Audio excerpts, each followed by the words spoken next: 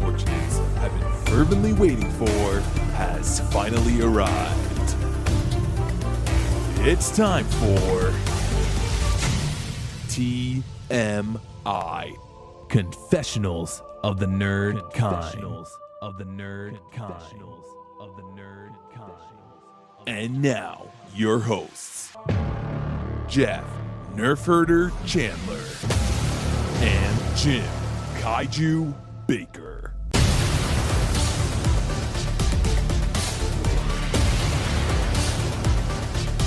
And now, let's get on with the show.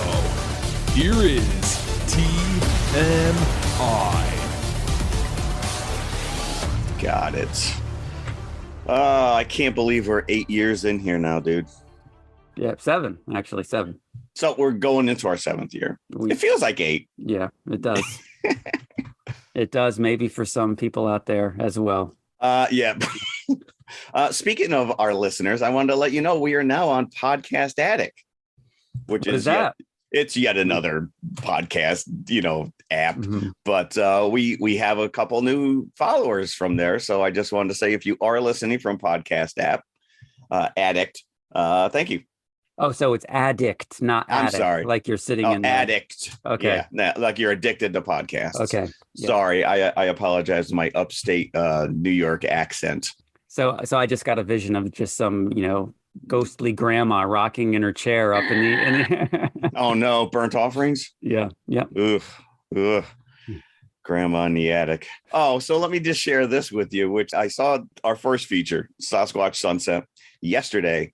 One and only showing in my area. I had to go all the way to the Palisades in West Nyack.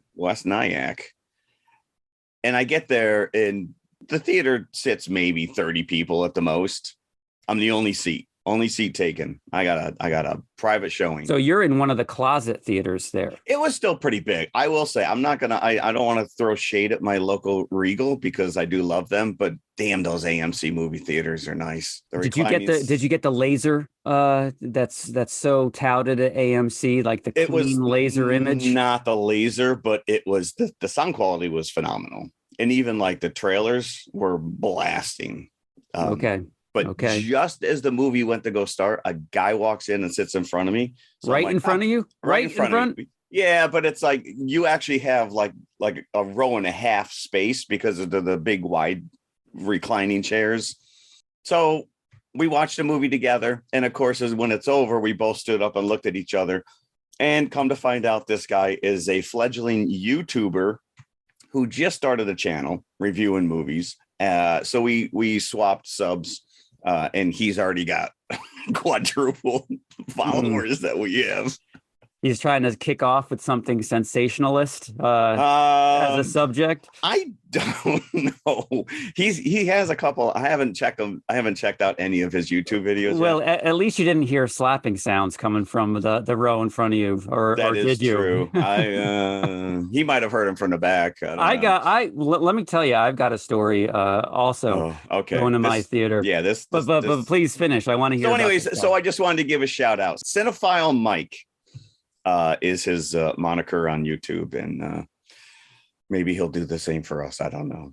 All right, maybe he'll listen. Maybe he'll listen to this. Maybe not. It was embarrassing because we had to really search to find our podcast on the app that he used.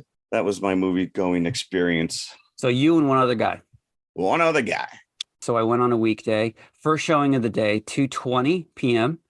And I was not the only one in the theater. There was an older couple sitting a few rows behind me. Did they walk in there by accident? No, they didn't. And I'm like, these people are walking out just based on what I've read about this movie. These people are walking out. I want to know exactly what is the tipping point in this movie.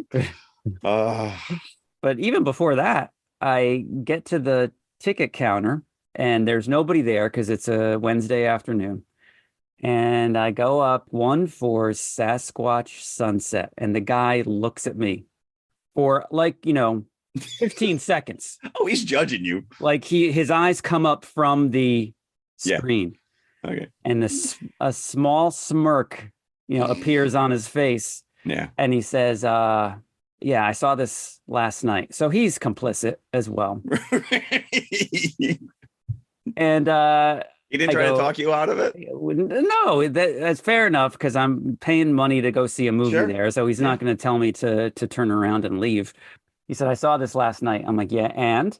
No, never, no hands. No hands. And he said, well, I felt neither way about it, but I hope you enjoy it. And, it's a ringing endorsement, All right? right. So, Well, listen, he could have just shit all over it right from the get-go and be like, dude, save yeah, your and money. it would have been very apt if he had done that in the case of and this then movie. and then you would have to explain to him that you are actually doing this for a podcast, and then he would have chuckled even more. Well, I'm you know what almost I almost I did kind of try to laugh and explain myself away, like just to try But you to have to- convince you're- him that I you're wasn't trying- there for some kind of for titillating. illicit reason. So I just said probably the worst thing I could have said. Well, I am a Bigfoot aficionado.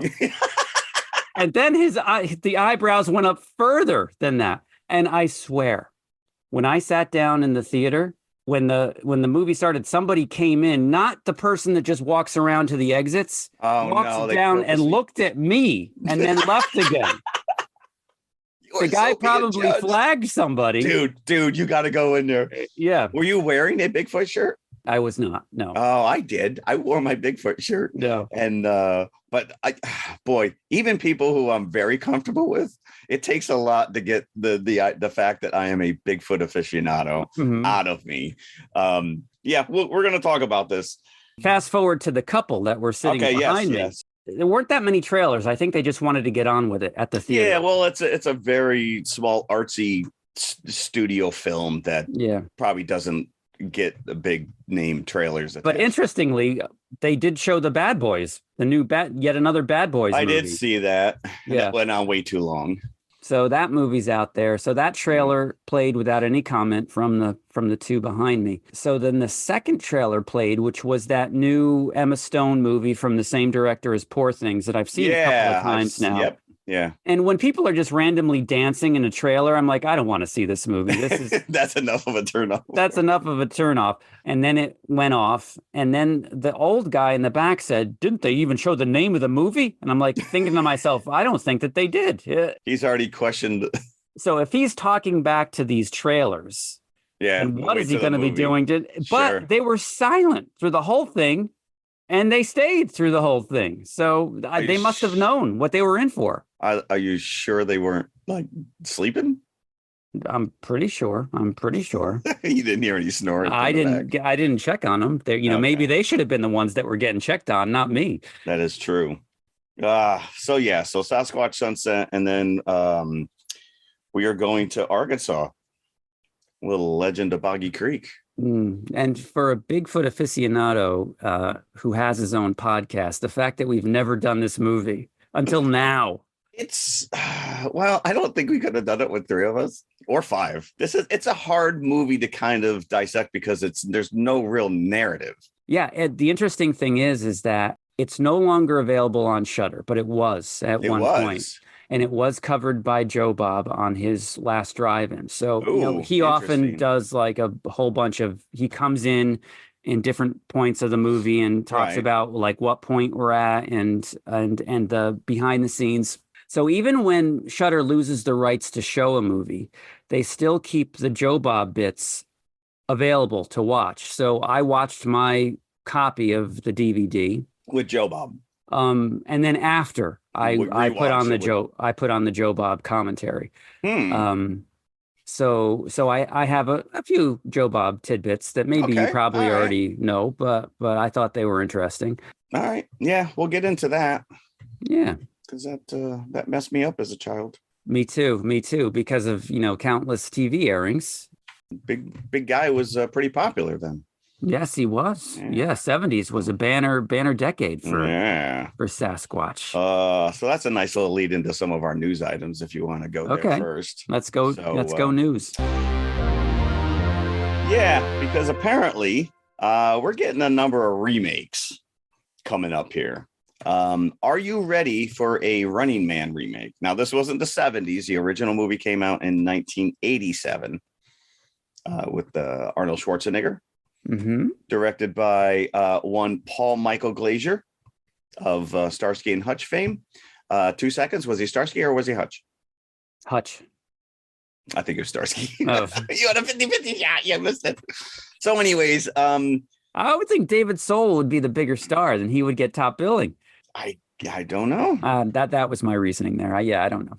Yeah, well, I don't know. Hutch and Starsky doesn't roll off the tongue. Well, I mean, then they could interchange character names. They could have. They could have because to this day, I don't know which one is which. Yeah. But anyways, so the original movie was loosely based on Richard Bachman's original novel. And yes, we know that's Stephen King. But I think they played pretty fast and loose with the book itself. You being a King aficionado. Yeah, I read it a long time ago, and it's I can't tell you the details, but yeah, it's the movie expounded on it greatly. Gotcha. All right. Well, anyways, it looks like Edgar Wright is set to direct it.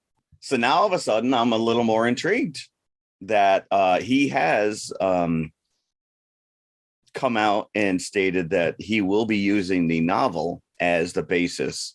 So not necessarily an adaptation of the movie, but going back to the source material. It was a brilliant move back then to cast Richard Dawson, right? As that is one of my big questions, which is who do you get to play that role? I would say the only thing you can do is get Arnold to play that role, like you're a freaking as a survivor, as the character that he played in the 1987. Interesting. See, I was going like a Simon Cowell type of like a Richard Dawson type of character now. Huh. That would actually be cool. Yeah. I guess I don't remember. I remember a lot of the action sequences, but I don't remember the crux of why they were doing this. I think that they were prisoners, and he was wrongly accused and put in prison. And that was a way to get it. If you won the Running Man contest, then you were freed. But of course, it was like a double cross at the end. It turns out. Yeah, it sounds like the book, leaned heavily into the poor being forced to entertain, citizens with this across the world race. And it was it was the second collaboration between Arnold and Jesse the Body Ventura. Ooh, after Predator. The second and last. I might add. Yeah. I just hope that he adds in the some of the little goofy one-liners that Schwarzenegger threw around him. Remember that one guy? He caught him and he goes, "You had to split." I'm just like, as long as that's in the script, I'm happy. If Arnold himself is delivering them, like if he's watching the action on a monitor as the host, Oh, yes. Yeah. And just have him repeat all those. I do like that, though. Schwarzenegger as Richard Dawson's, because he was just smarmy. Yeah. Richard Dawson's character. Well, he was even a Family Feud, kissing all the ladies. Hey, listen, that was acceptable. Sure, he was copping a feel. All right. So our second remake, this one is going back to the 70s. Recently, Tom Cruise signed a deal with Warner Brothers to develop and produce original and franchise theatricals.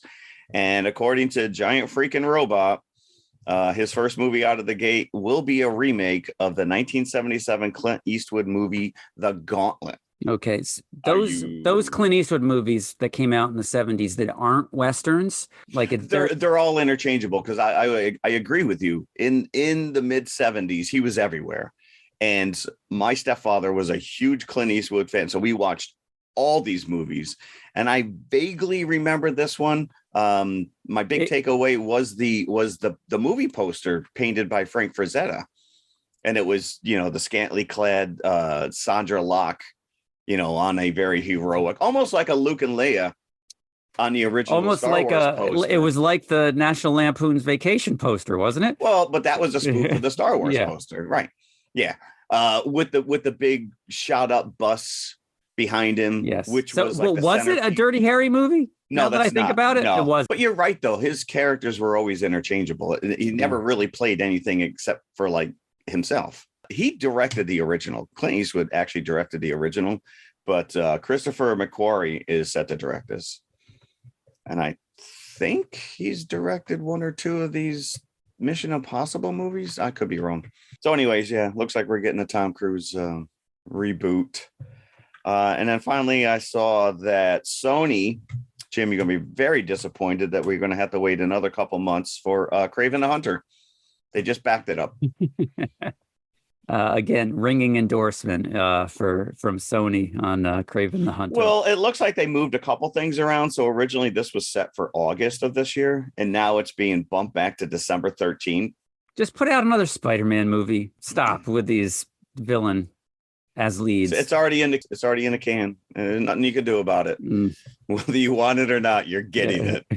So, but the bigger news I thought was interesting was that they announced that there's a Karate Kid movie coming out, and they're bumping that back. And this is going to be a crossover with Ralph Macchio and Jackie Chan. And so Jackie Chan's going to play his character from the Karate Kid reboot. And they backed it up because of the writer's strike. They're waiting for Cobra Kai season 6 to drop before this movie comes out. So they're tying it in with Cobra Kai? I guess that's what it sounds like, because obviously Ralph Macchio is you can't dismiss that. I mean, Cobra Kai is a huge guilty pleasure in my house. Very entertaining. Half-hour episodes, you're in, you're out. It's one of the few shows that my wife and I will sit down and binge together. But I just find it weird. I didn't even know this was a thing. And apparently it's now getting backed up till May of 2025, but we are getting a Karate Kid crossover movie. And I thought that Jackie Chan played Mr. Miyagi. I'd never seen that remake. No, I just assumed it was all the same character name. So yeah. Apparently that can't be the case unless we're setting up some kind of a Karate Kid multiverse. I don't know. So yeah, I thought that was kind of interesting, but yeah, you're gonna have to wait a little bit. You're gonna have to wait for Kraven the Hunter. So we could have used Kraven the Hunter in this feature film. Oh yeah, he would have gone to town. All 4 of those heads would have been up on his mantle, which would have been fine by me. Oh no, you must have been excited. Oh, here we go. You must have been excited. I don't know if excitement is the word, but a big. I'm intrigued. A well-regarded in some circles. Some critics liked it. New Sasquatch movie. So I thought that you would, be all in on this thing. Well, listen, when you pitched it, let's do it. Let's go. Just finding a screening was about as elusive as this damn creature is. Like I said, it's been out 2 weeks now. Yeah. I mean, I think it was in limited release, but nowhere near me was it playing. And even like I said, I had to drive down to Palisades, and one showing. That's it, one and done, in the smallest theater in the place. Yeah, when I came out of the theater, my wife always loves to ask, "Well, what'd you think?" And that's a loaded question, especially when you walk out. Because either you walk out of a Godzilla Kong and you're just like, "I loved it," or you're like, "I know it's coming," and you're going to be like, "What'd they get right?" Mm-hmm. And you can't even answer that because you're talking about a creature that may or may not even exist. So you could say, "Well, they got everything right." Well, how do you know that? Well, they got everything wrong. Well, how do you know that? So I did kind of go into this blind. I know that you sent me, there was a news article that people were walking out of this theater because it was gross. And I kind of forgot about it. And then like one of the first scenes, and I just kept sitting there going, all right, where's the tipping point here? Where is it that people are literally getting up and walking out of here? And I think I know, but I was all in. I guess I am. I don't know if I was excited, but the fact that there's no dialogue, these are just creatures in the woods, for all intents and purposes, it's a nature documentary. It's just camera following these 4 through. And no narration. And I don't think any narration is needed. And you're just thrust into their world. And it's disgusting. Their world is absolutely horrific. I could watch a ton of gorilla King Kong, ape movies in the Congo, and someone's smart enough to cut out the parts where they're smelling their own body parts. Yes. Yeah. I was going to say that Mutual of Omaha never lovingly did close-ups on some bodily functions. You assume that, they do happen. So I'm going to ask this up front. Who greenlit this, and who thought this was a good idea? And more importantly, who exactly is this for? Because if you're talking about somebody who is a Bigfoot aficionado, now I listen to a ton of Bigfoot experience podcasts, anything that shows up on Netflix, I have to watch. And if you're going to say, well, what did they get right? Outside of the makeup, the facial makeup is pretty impressive. The cinematography in this, it's gorgeous to look at. It's beautiful. Yeah. It's really, beautiful. There's such vast vistas, and you can expect no less in a Bigfoot movie, because even Boggy Creek is beautiful, in terms of showing nature. Sure. Yeah. Matter of fact, in Boggy Creek, they go out of their way.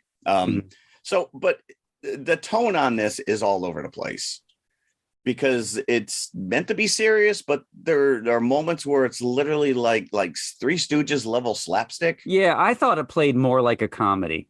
A lot of the gross out stuff was supposed to be played for laughs, but it was too gross. It was too gross to be funny. There was gross out body fluid humor for no reason whatsoever. We get lots of penis and genitalia. Yeah, which is interesting, because that's one thing that you're always missing from your giant ape stuff. And you know what? That's fine. I don't need to see. And so if you go to the old adage, Bigfoot, big hands equal big. That's not the case here. No, it's not the case. It's the opposite. Yep. It's like a little dinner bell instead of the Liberty Bell in Philadelphia. It's like a little red rocket. And you can't help but focus on it, because you're like, is that because it's flopping around it's flopping around. The female, there's large sequences where they're drinking breast milk. There's fornication or attempted fornication. There's one scene where Bigfoot he picks his nose and eats it. I thought that was funny. So it's just, I don't know. I don't know who thought this was a good idea. And I don't know who it appeals to. I don't know who's walking out of this and lauding this as being brilliant. I'm going to jump the gun a little bit, because... do you get the idea that this was made by Bigfoot aficionados like yourself? No, not at all. This could have been a bunch of apes. This could have been Neanderthals. This could have been aliens. Right. And that would have made more sense in a way, because the big problem, I wasn't offended by this. Okay. I thought it was borderline entertaining. I don't think it was a great movie, but the one big problem I had with this is throughout the movie, there's hints of humanity, and the Bigfoot act like they're coming across this for the first time. Correct. Like, if you're walking miles and miles, you've never come across anything like a road before in your... Well, okay, there's plenty of sides. So I'm going to put on my nerdy Bigfoot hat right now. Yeah. Which is Pacific Northwest, which is where the famous Patterson-Gimlin 1967, we just celebrated 50 years of this video dropping. There is thousands of miles of endless wilderness. You go up into like Alaska, even all the way down through Canada. So I'm going to preface all of this by saying this is all speculative, because outside of circumstantial evidence, we can't prove that these things exist. You've got, footprints. Maybe you have some hair samples. Maybe you got a blurry photo. Most of what you have are eyewitness accounts. And eyewitness accounts are... you would think they'd be incredibly rare, and yet every week, somebody new is coming forward and announcing that they've seen these things. And you listen, you're like, these things are in every freaking state. When I was a kid growing up, he was in the Pacific Northwest. I could go out and play in my woods from morning till dawn, and I never once thought I was going to run into a Bigfoot, because he was halfway across the world. Maybe he was making his way over to New York State, but apparently a lot of sightings in New York State as well. So yeah, it's played that they are transitory. They migrate, and that as the movie goes on, they're encroaching on humans, but you can also take it that humans are encroaching upon their territory, because it starts with the logging X on the tree, and then you see the trees cut, and then you start seeing like the campground. By the end of the movie, you're mad dad's right in the middle of humanity. Right, but that does, if they've never encountered humanity before, then why are they so secretive, elusive, the whole spoiler alert, yeah, this movie does have spoilers. So if you're going to see it, stop listening now. But we lose a couple of the members of the family throughout the course of the movie. And the first one, actually they bury both of them, and they bury them. So Yes. there's no trace of them left, which is, maybe goes a little way of the filmmakers trying to explain why you never find bodies or anything. It's because they bury them deep, right? And then stamp on the earth. So as I'm watching that first scene when the dad gets it, which is ridiculous, and I'm like, okay, they're doing this to hide themselves. I'm like, well, there's no reason to hide themselves if they don't even know about humanity. No, but there's an intelligence in the movies. There's an intelligence that they do have compassion for each other. Yeah. And they actually go to the extent of not only burying them, but then they make like these little markers that they put on the gravestone. So I don't know. I thought that was touching, that. Yes. Yeah. And I don't know if that was necessarily the dad. It was a really weird, like he was just an alpha male. Because the one thread that keeps going through this, and it is very sombering and heartbreaking, is that they're continually wood knocking in unison to look for others, to try and communicate with others, and they could very well be the last of their kind. Hence so that's why I assumed it was. Sunset. I thought it was that's why I assumed I thought it was that the dad and these were siblings and the wife, because they couldn't find anybody else. So they've been with each other probably all their lives. But like Jesse Eisenberg's character, Bigfoot, like he tries to mate with the female. Yeah, because they're animals. It's not like they're completely human. And that was part of the gross factor for me, because I still think that he was the elder son. And the fact that he did that is like, that's one other thing I don't need to see. Oh, yeah. I will tell you that I listened to, he was in an interview. Paul Giamatti has a podcast called Chinwag, and they had Jesse Eisenberg on there. And his take was that he was just like the rebellious cousin or nephew that they picked up along the way. Oh, I must have missed that when they were grunting at each other. Correct. Well, that's the other thing too. So he talked about the fact that they all went to Bigfoot Sasquatch camp to learn how to walk like a Bigfoot, and they were taught by a mime how to do this, and they had created a 10-word language that they chattered back and forth. And so, like you said, there's no dialogue except for these things grunting and groaning. And yet clearly you understand what they're trying to do. Like they don't walk like Bigfoot. If you listen to reports and you listen to accounts, these things are massive and, 4 foot across, conical heads. Their arms are longer, their trunks, their legs are much shorter than a human anatomy. And that their arms actually come down almost to their knees. But like there's that one scene, he can't even walk through the woods and he's tripping over himself. Mm-hmm. And yet you hear accounts that these things like almost glide through the woods, like they're on an escalator, because they're so adapted at walking in terrain like that. It's clearly outside of the big vista shots where you see these, they just look like people in costumes. And what I thought was interesting, the opening shots of them like doing the Abbey Road walk across the screen, and each one of them are like highlighted in bright light for a second as they all, they're walking single file across across the wide screen. It's a nice visual. It is. And then like almost immediately, it really, what sets the tone is as the female is picking lice off the head of the alpha male and she sneezes on him. He's like, yes. Like,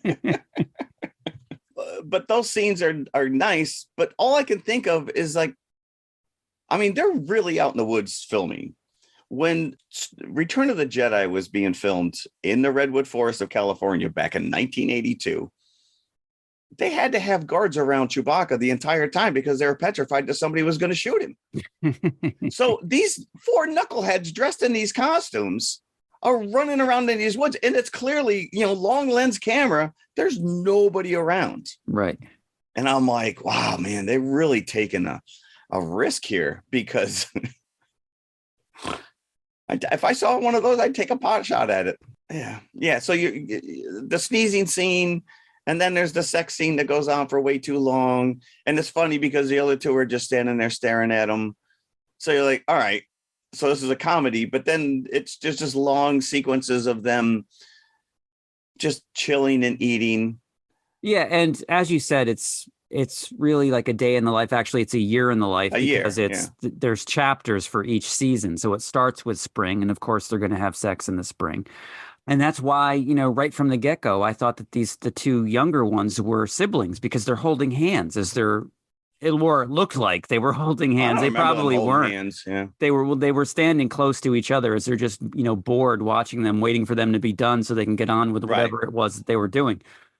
I don't even know if the little short one I took as a child, like a baby finster again, right? He was a baby finster. He's a fidget. Finster baby. He's a fidget Bigfoot. Yeah, but he was, of course, he's the most likable character because he's the nature lover, and he's got a little Topo Gigio. Like, what is up with this?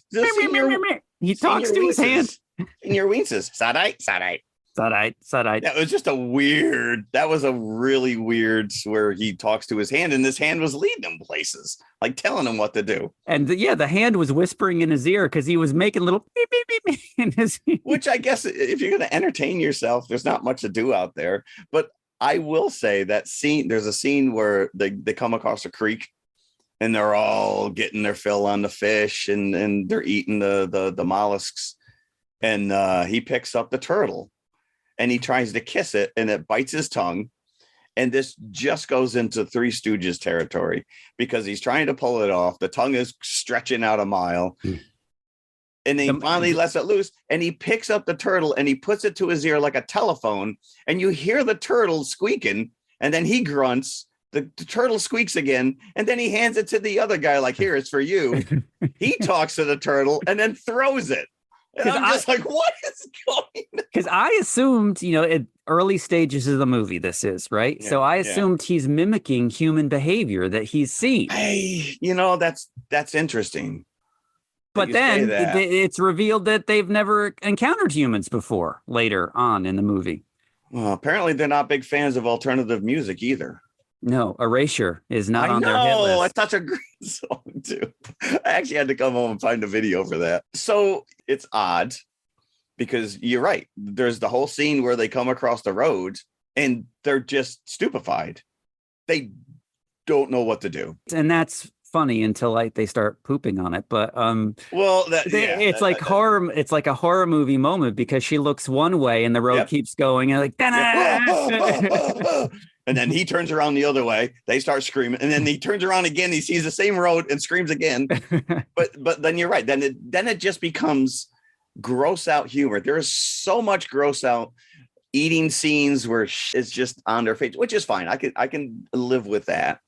They start pooping on the road, and all of a sudden she's squirting out the milk from her breasts, and it's just the scene where they catch the fish and they're literally squeezing all the roe into each other's mouths. And I'm like, is this the point where people were getting grossed out? And I'm assuming it was the road scene. Yeah, I think it was. That was like, okay, this is too much even. It's because, right. And again, it's all played straight to a point.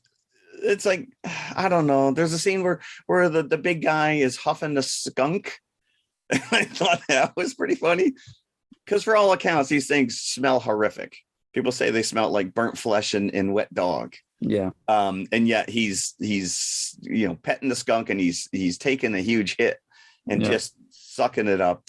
But you mentioned the fact that we lose 2 of these characters, and the big guy who you think is the dad, and he's a bit of a jerk. He is like the biggest jerk that you could imagine. Well, if you're the alpha male, you're leading the way, and this is your posse. This bunch of morons over here. They're trying to build shelter for the night in one scene, and he's looking at the mom bending over, and he's like, "Whoa!" As she's building the tent. Yeah, but that's after he ate the fermented berries and got drunk. Yes, and he wouldn't let any other. And I'm still going by that this is his family. He's not letting anybody eat this. He's like, nope, this is mine. You can't have any of it. And he scares them all off. And he eats every berry. And as you said, he's like high or drunk or whatever. He's drunk. It's like fermented berries. Yeah, and he's like shaking his head like this is disgusting, and then continues to eat them. Mm-hmm. And so that whole scene, those other berries that they were eating, like they're like little paper lanterns that you open up, and there's like a little orange berry inside there. I've always been told that those are poisonous. So either I've been told wrong, or that was a big prop. I mean, you can tell me that Bigfoot are immune to them, but no, those were human actors eating those things. Yeah. So anyways, it was neither here nor there. Like he's the little fist together as I want to, Lana Zug. She wants none of it. So he wanders off. The main stick that's holding the tent together has a hole in it. So he's like, okay, if you don't want to go, I'm going to take this stick. The minute the camera focuses on, you're like, no, are we really going there? And he just picks the whole thing up. He's like, well, this is my date now. And he demolishes the tent. So they're all yelling at him, like they're all grunting at him. So they chase him off. So he runs off into the woods. Yeah. And there is just to put a point on that, which is there is reports that they make structures like that there are structures found in the woods that mark their territory or that conceal like a nest. But he goes off. Did he keep the stick or did he drop it when they? No, I think he threw the stick away. But he comes upon a mountain lion, right? He eats the mushroom. Yeah. He eats the mushroom and then comes across a mountain lion. And he's like, well, I'm just going to F that then. Like he goes, like he's ready to mount this mountain lion. Like he's like fully erect. But thankfully, they cut away because you see the dad and you're thinking to yourself, okay, is this really going to happen on screen? They cut away as the dad starts to approach the mountain lion in its lair. All you see are the two eyes and then the nose looking at him from its like dark hole that he's sitting in. And you don't mess around with those things. No, because they call for him. He never comes home. So the three of them sleep it off. They get up the next morning, start on their way, and stumble upon a horrific scene. Though the mountain lion is still eating him. Yes, guts, just tearing into the guts as he's laying there dead. And I actually chuckled out loud that the mountain lion took him out. I'm just curious. I wonder how far he got before he succumbed to the mountain lion. My guess is not. Probably just one swipe of his gut was enough to eviscerate him. Yeah. So now they have to bury him. Like you said, they bury him. They leave little trinkets and then they go on their way. Yep. So now it's just the three of them. Yep. Where they're going, we don't really know. No. But like you said, I think that they're just always in search of others of their kind. Yeah. Yeah. They do find him and they're jerks just like that other guy. You're like, why'd I find you? I'm better off on my own. And this is where we come to the lake scene with the log. Yes, this is after he tries to, the way that I took it, he tries to mount his own mother and she chases him away. But at this point, we're aware of the fact that she's pregnant. Yes. And she's with child from the previous mounting. So she wants none of it. But again, this is where the gross out humor is just, it's over the top. Because the female is scratching herself and then she sniffs her fingers and then she scratches herself again. And then she realizes there's a different smell. So now she has to get up and make the other two smell her fingers. Like I was thinking, is she telling them that she's pregnant? Is that what I think that's exactly what was being implied. Okay. There's a sequence where, and this happens a couple times, where Jesse Eisenberg's character looks like he's learning to count, where he's laying up and he's trying to count the stars in the sky. And then when they encounter the log, he's like, they've never seen anything like this. I've never seen a log cut in half like that with all the rings. And he's freaked out at first. And then he tries to count the rings and he can't make it past 4. but everything's just like, it's like, just make it up then. Maybe they're trying to mimic, like you said, but it doesn't make sense because, yeah, clearly they've never, and we don't see any humans. That is one thing I'm happy about. Although, so let's finish this scene because the little fidget guy, Finster baby, he's over tossing rocks into the lake and he's having a grand old time. The females, which is what I used to like to do. So I'm like, yeah, no. The female is having stomach contractions, so she's kind of like laid out on the beach, and this other one is like jumping up and down on the log because he's like fascinated. Yeah, and this is his undoing, and this is actually very, very heartbreaking. At the first half of the movie, one death occurs in each season. So I'm thinking, are they all going to be dead by the end of the movie? Because Dad dies during the spring segment. Yep. And then Jesse Eisenberg gets it in the summer segment. So this log that's been cut is like kind of floating, half floating in the water, and it's half on in the shallow. Yes. So it is kind of movable. So Eisenberg's Bigfoot character gets up on the log and he's balancing and then falls into the water, and the log rolls on him. Over him. And continues. So first he's, his head is above water and his legs are pinned. And the mom comes over and tries to push, in her pregnant state, tries to push the log off and ends up making it worse. So it rolls towards him instead of away from him and then pins him under the water. Yeah. And it's very frantic and frenetic, and he's trying to breathe, and she is trying to hold his head up at one point, and then she's trying to push the water away from his face. But it is all for naught. Yeah. And it's a neat scene because you can see she's working out in her head that to figure out how to do this, to how do I get, well, if it's rolling on him, maybe I can push it the other way. It's just too heavy for her to, and of course the Finster one is no help whatsoever. No. And so he's underneath the log, and you're like, well, at some point the loggers are going to come back and find this thing. Yeah. And so they sleep on the beach because now the two of them are probably exhausted. They don't even make shelter. And they wake up and find that the log has floated away. He's now on the shoreline being eviscerated by crows. So I thought they were flinging poo at these things, but I think they were rocks. No, I think that it was poo. It was poo. It was because they were reaching back. They weren't all reaching down to the ground. Okay. They were reaching behind them. Okay. I'm like, that's a pretty good trick if you can just go on demand like that whenever you. I mean, but there's plenty of rocks. Yeah, there's plenty of rocks. So, but then they bury him as well. So you would think if this is the case, so let's go back to real world. If Bigfoot are burying themselves somewhere, someone along the line, as civilization advances into the woods and we dig up for foundations of houses or whatever, you would eventually find bones.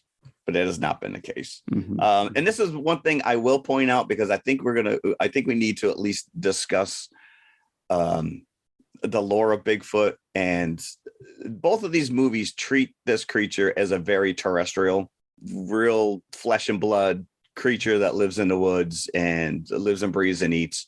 There's other theories out there that may think otherwise. And I thought it was a really nice little segment before they wake up on the beach and see that Eisenberg is washed up on shore, that Junior Fenster has a dream where it's like a flash. Oh, yes. Yeah, that is an interesting take, where all of a sudden all four of them are just in the fields with butterflies. And this is what you want to think of it, that Bigfoot is like one with nature.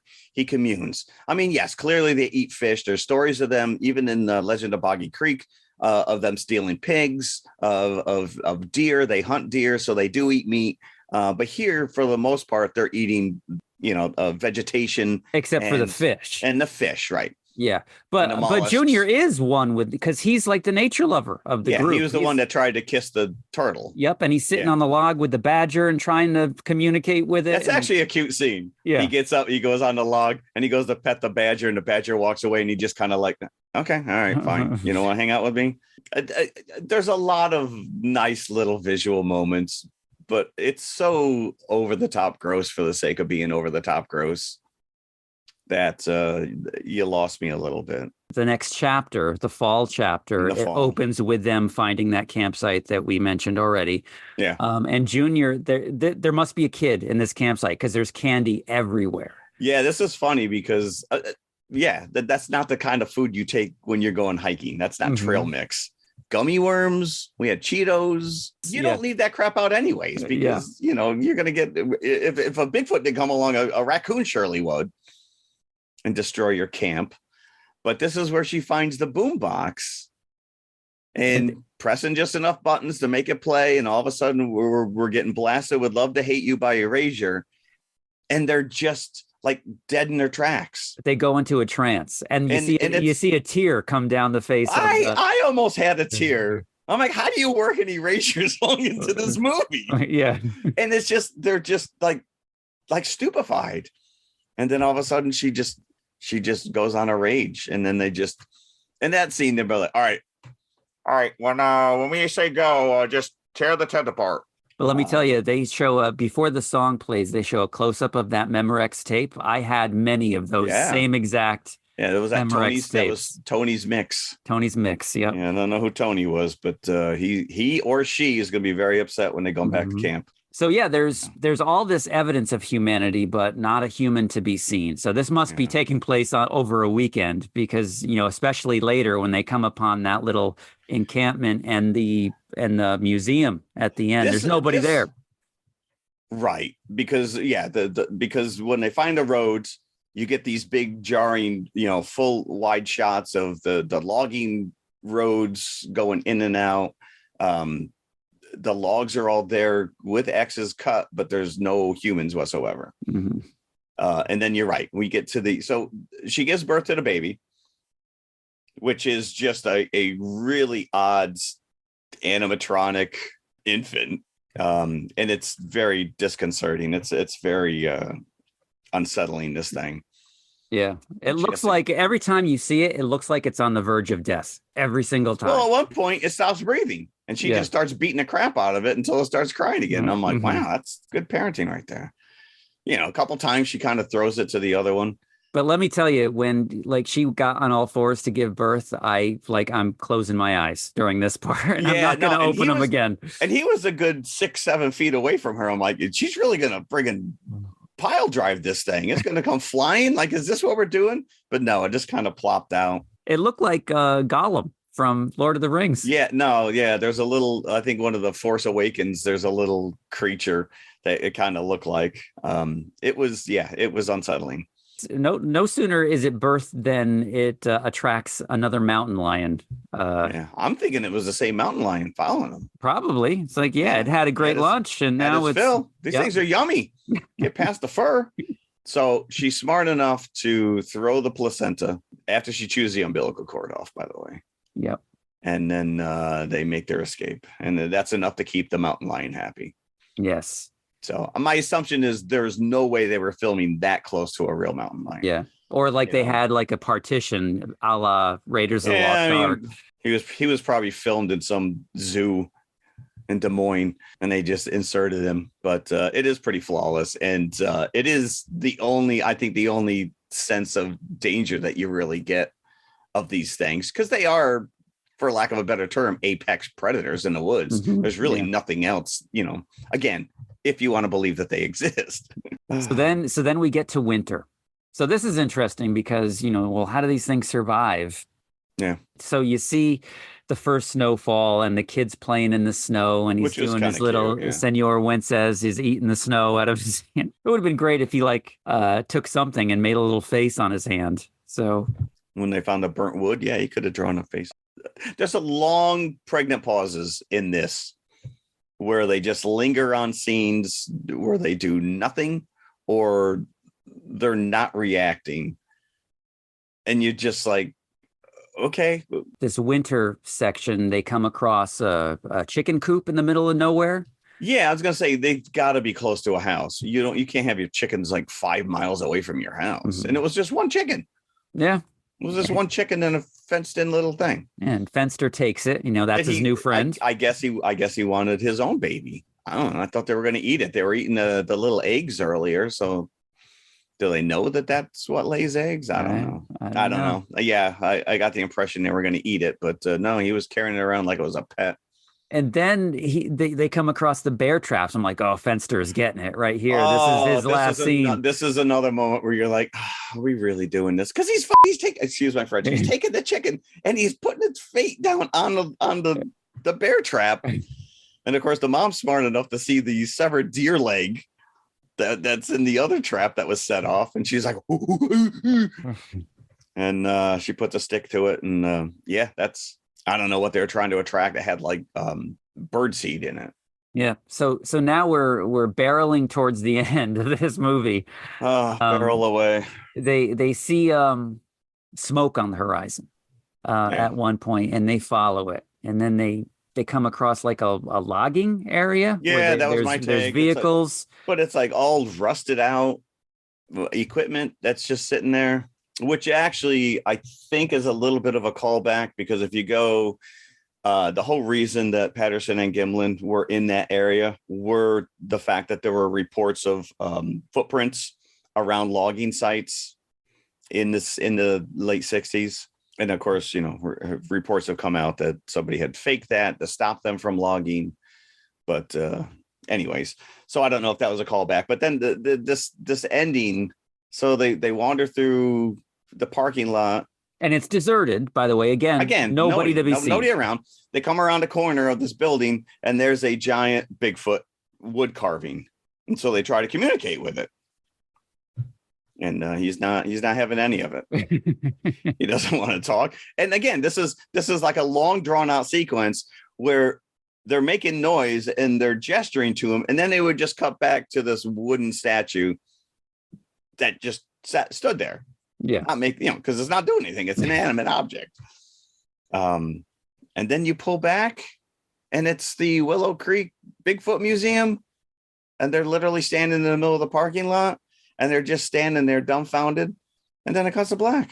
Yeah, I'm like, so, is this like my Planet of the Apes Statue of Liberty moment? Yeah, that's what it appeared to be. And not only are they standing, they make it a point that the camera pulls back. You see the entire building, right? And they're standing almost posed, facing camera, right, in front of the statue.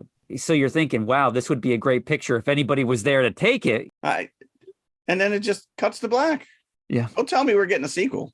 I got the impression that when they came upon, before the big reveal that it was the Bigfoot Museum, I'm like, oh, they just found the others, the encampment from Lost on the island. There you go. They just gotta make it down to the hatch. Oh, I honestly don't know what to make of this. The music is beautiful throughout, as is the cinematography. If you want to just rate this on its artistic merits, there's a lot going for it. It's very well shot. Lots of acoustic guitar on the soundtrack, back to nature type sounds. Yeah. And not only do we have Jesse Eisenberg as the elder young Bigfoot, but we also have Riley Coe as the mom. And she is from Daisy Jones and the Six from Amazon. Oh, okay. So she plays the, which is loosely based on the Fleetwood Mac story, and she plays the Stevie Nicks type character. Okay. Yep. So she is unrecognizable in this.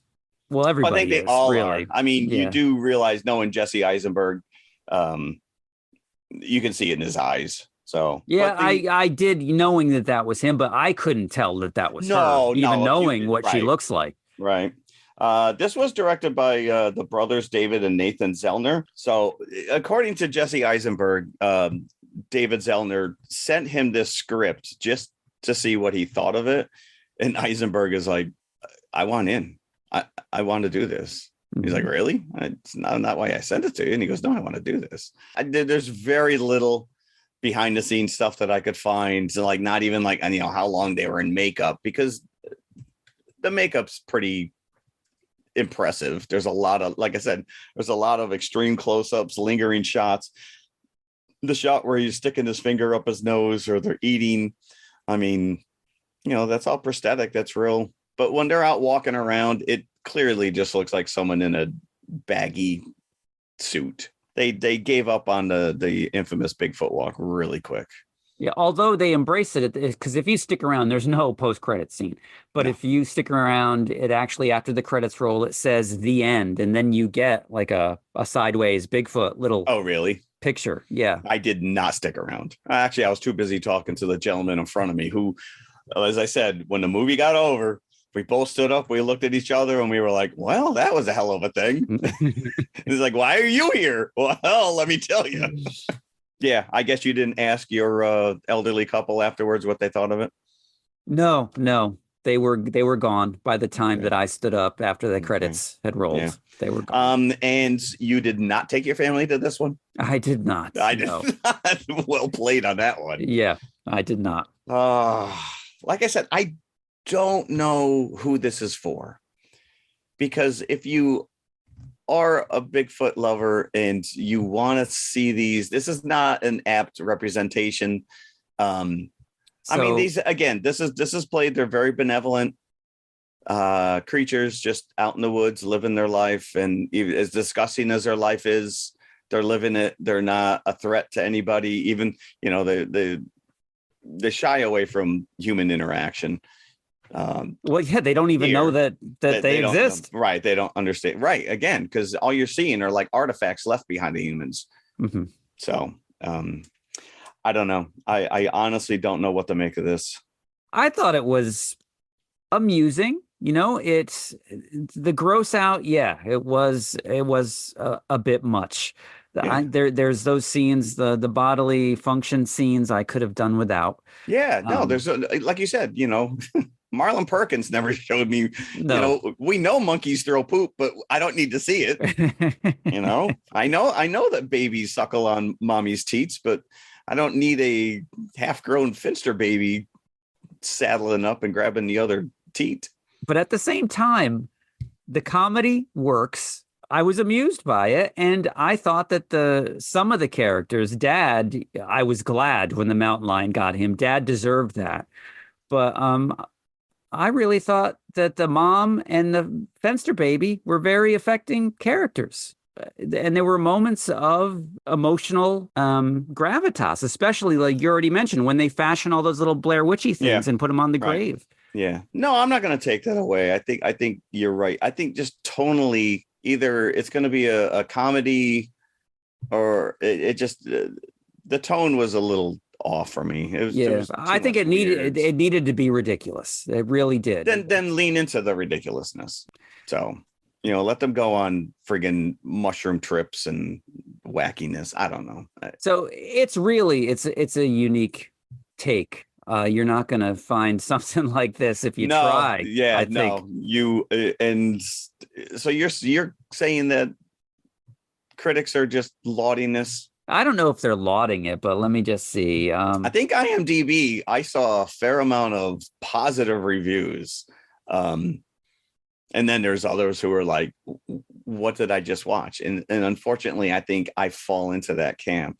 Rotten Tomatoes collects reviews. So 71% of the reviews on their site out of 111 are positive. So that's actually pretty strong. I mean, you always want to encourage like these art films. Somebody wrote this. Somebody said, I love it. Let's do it. Somebody backed it. There's 4 studio names at the front of this. So you know that there was a lot of money being spread between 4 different production companies. Somebody built those costumes. Somebody, you know, the cinematographer. There's, again, artistically, there's a lot going on here that you're like, all right, I'm going to give you credit because this is unlike anything I've ever seen. Yeah, it really is. But I'm going to go right in the middle of the road. Like these damn creatures, I'm going to leave a big steaming dump right in the middle. 2.5 buckets. 2.5 buckets for me out of 5. That's not a steaming dump. I would think 1 would be a steaming dump. Okay. I'm going to give it 3. Okay. Just for daring to go where it did. And if you have a strong enough stomach, you know, to get through the bodily function parts, then I think that there's something here for you. You know, if it interests you in any way. If you could find it. This is the problem, I think. Yeah, well, you know, in this age of streaming, eventually you'll be able to see it on wherever, you know. It's Amazon probably streaming right now as we speak. Yeah, which is fine. give it a larger audience. You know, I went out of my way to go see this. And I think it paid for us to go to the movie because the cinematography is really nice. Yeah, you're right. There's a lot artistically. There's a lot to like about this. Yeah. The gross out. It didn't make me want to get up and leave. I wasn't like gonna heave. But I could see where people are like, all right, enough. Fine. I don't need to sit through this. The only theater I was ever in where friends got up and walked out was Fargo. And that was just because they were bored out of their gourds. Wow. And long before there was ever a wood chipper involved. But this is just, again, I don't know. I don't know where to put it. If somebody, and I know my buddy's going to ask me on Monday, what'd you think? And then he's going to have to hear a long drawn out sigh.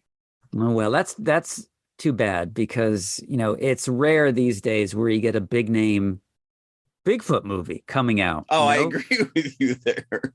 I just, like I said, it could have been, Neanderthals or it could have been space aliens for that, or just, just apes. I don't think it gave Bigfoot a bad name, but unlike some of these other movies where he just runs around, raping and pillaging. So at least we had a female Bigfoot. You rarely see female that big, is true. big feet. And big feet, big feet. Yeah. Big breasts. Yeah.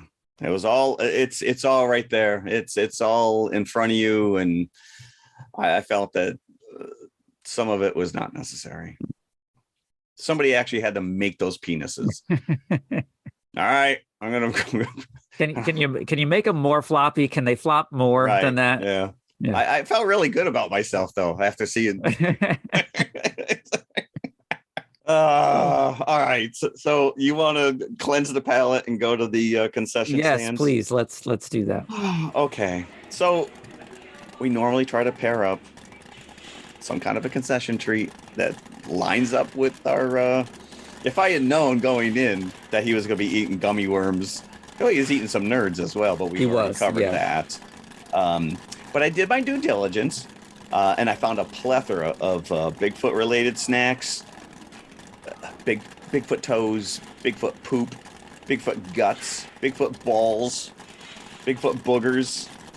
But none of these are really been around long enough to warrant any kind of a discussion. I mean, where do you get these things? Well, apparently they're all on Amazon. Okay. They're all like small little manufacturers, and most of them like the balls and the poop look identical. And I'm like, am I eating poop or am I eating balls? It doesn't matter. I don't know. So, but I leaned in.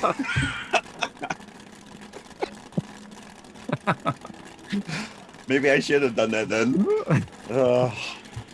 You think Bigfoot's out there somewhere going, you guys are just making a mockery of me.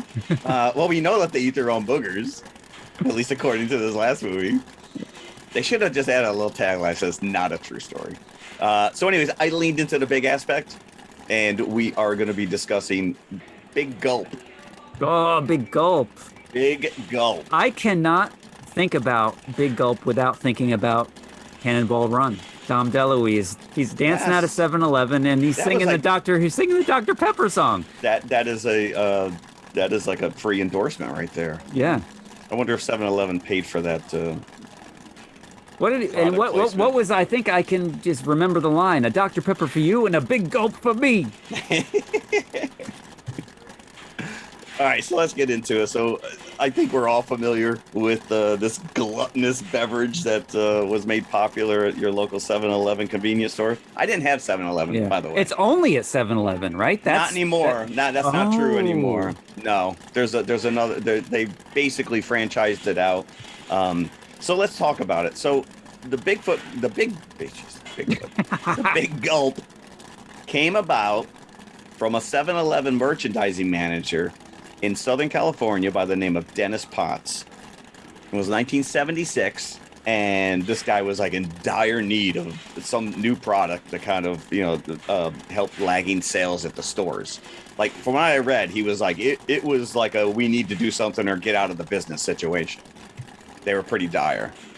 So Coca-Cola Company caught wind of this, and they contacted this guy and gave him this proposal suggesting a 32-ounce cup to serve their drinks in. Now, up to this point, most Coca-Cola bottles were 16 ounces, 16 American U.S. fluid ounces. McDonald's was 20. So you're going, the largest was 20. Yeah, correct. Right? Yeah. So now you're talking to 32. And this guy thought it was ridiculous. He's like, it's preposterous. And they're like, well, what have you got to lose? So he reluctantly agreed to do a pilot launch, 500 cups. They sent them to Orange County location because that was like their biggest area of soda sales. And they sold out all 500 cups in less than a week. Wow. Now, they were selling them for 50 cents, which I don't know what the inflation rate trade up is, but that sounds pretty cheap. So immediately, like out of the gate, this thing was huge, no pun intended. But what you have to realize is that these were not the cups that we know now. These were almost like milk cartons. What? Really? Yeah. And what I did read was like, just like the Slurpees, they were originally served behind the counter. It wasn't until the 80s that like serve yourself fountain, soda fountains became, placed on the sales floor. So you actually had to go to the counter and they would give it to you. But so these milk cartons were like selling out. They immediately ordered more, 30 more stores across the West Coast, and they doubled their soft drink sales within like 2-month window. So they were well on their way until the company that actually supplied the containers decided to relocate to Canada, and they were taking several months off.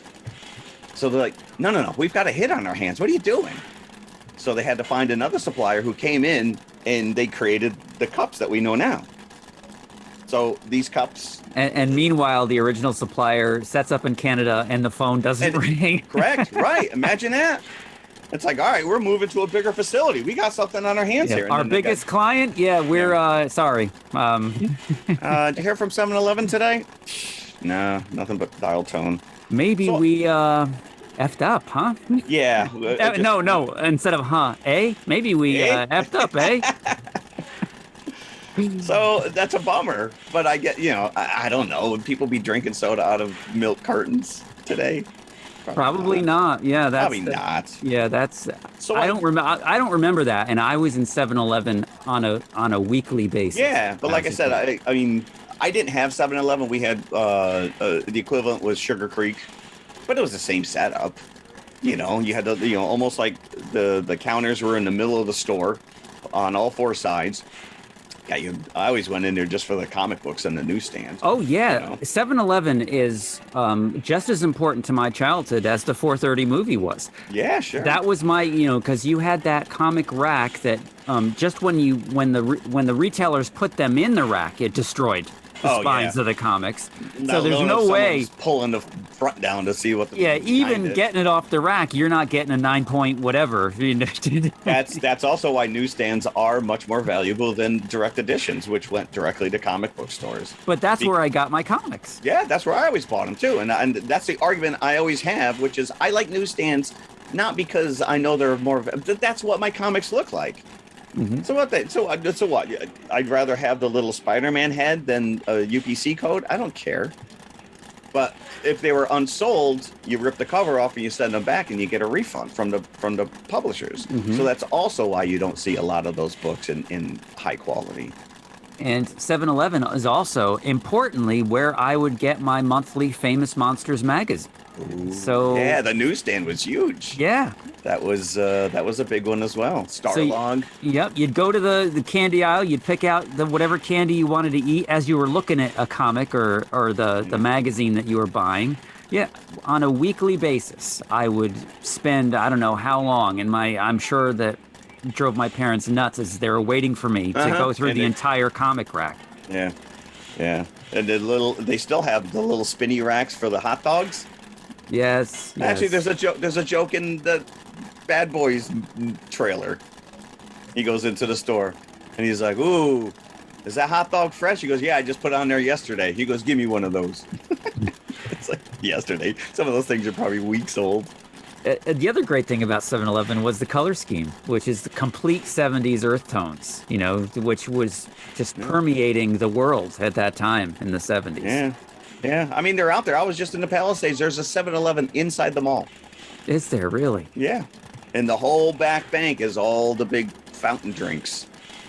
You got your big gulps. You got your Slurpees. You got machines now that have 27 different flavors that you just serve yourself. Yeah, the 7-Eleven that I used to go to is actually still in Poughkeepsie. Is it really? But alas, they've not sold comics for a very long time. Not. The comic book stores kind of did away with that, but it was not that long. Even like Barnes & Noble doesn't sell comics anymore. Yeah, no, I was looking maybe a couple of years ago in Barnes & Noble. And I was like, no, that can't be. It can't be. Yeah, no, I think that was up to Diamond Distribution, who distribute comics, and they're only through comic book stores now. So I don't remember the tagline. So the tagline for this Big Gulp was 7-Eleven's Big Gulp gives you another kind of freedom of choice. So late 70s into the 80s, you know, I think we're really kind of leaning into the whole obesity epidemic that was being touted. Do you remember Bloomberg, mayor of New York City here? I think it was like 2013. He was trying to propose a ban on large sodas because he said it was feeding into. It actually was referred to as the Big Gulp ban. But this was also the age of Supersize Me at McDonald's. You know, you want to upsize that? Hell yeah, I'll do it for 50 cents. Give me the giant. I think there was a scene in History of the World Part 1 when they're in a movie theater at the end, and the guy literally has like a garbage can filled with popcorn and like a big giant gulp. It was just like, yeah, like bigger is better. So, like I said, right out of the gate, this 32 ounce was, you know, gangbusters. So what are you going to do to top it? Well, 1986 came the Super Big Gulp, which was 44 fluid ounces. Insane, right? Oh, you got to top that. 1989, the Double Gulp, which was 64 fluid ounces. Can you even hold that in one hand? No, because they were always flimsy covers. So yeah, you need two hands. You need two hands to carry this thing. It does sound like if you get a Double Gulp now, it was later reduced. It's only 50 fluid ounces. But are you ready for this? For a limited time offering, they had an Extreme Gulp and a Team Gulp, which was 128 fluid ounces. That's a gallon. A Team Gulp. Team Gulp. So complete with backwash. Well, is that like I don't know. I didn't look into like the containerizing of that, but it's got to be, you know, like when you go to Dunkin' Donuts and you get the gallon of coffee, you know, whenever you're going to have like a team meeting. Oh, so it's like in a box. I guess. I don't know. I can't. A gallon in a cup? So you'd have to buy a seat for that if you were taking one into the movie. You can't. Yeah, I mean, I wonder how big those drinks are. The biggest drink in my movie theater. They can't be more than 32. It can't be. I don't think so.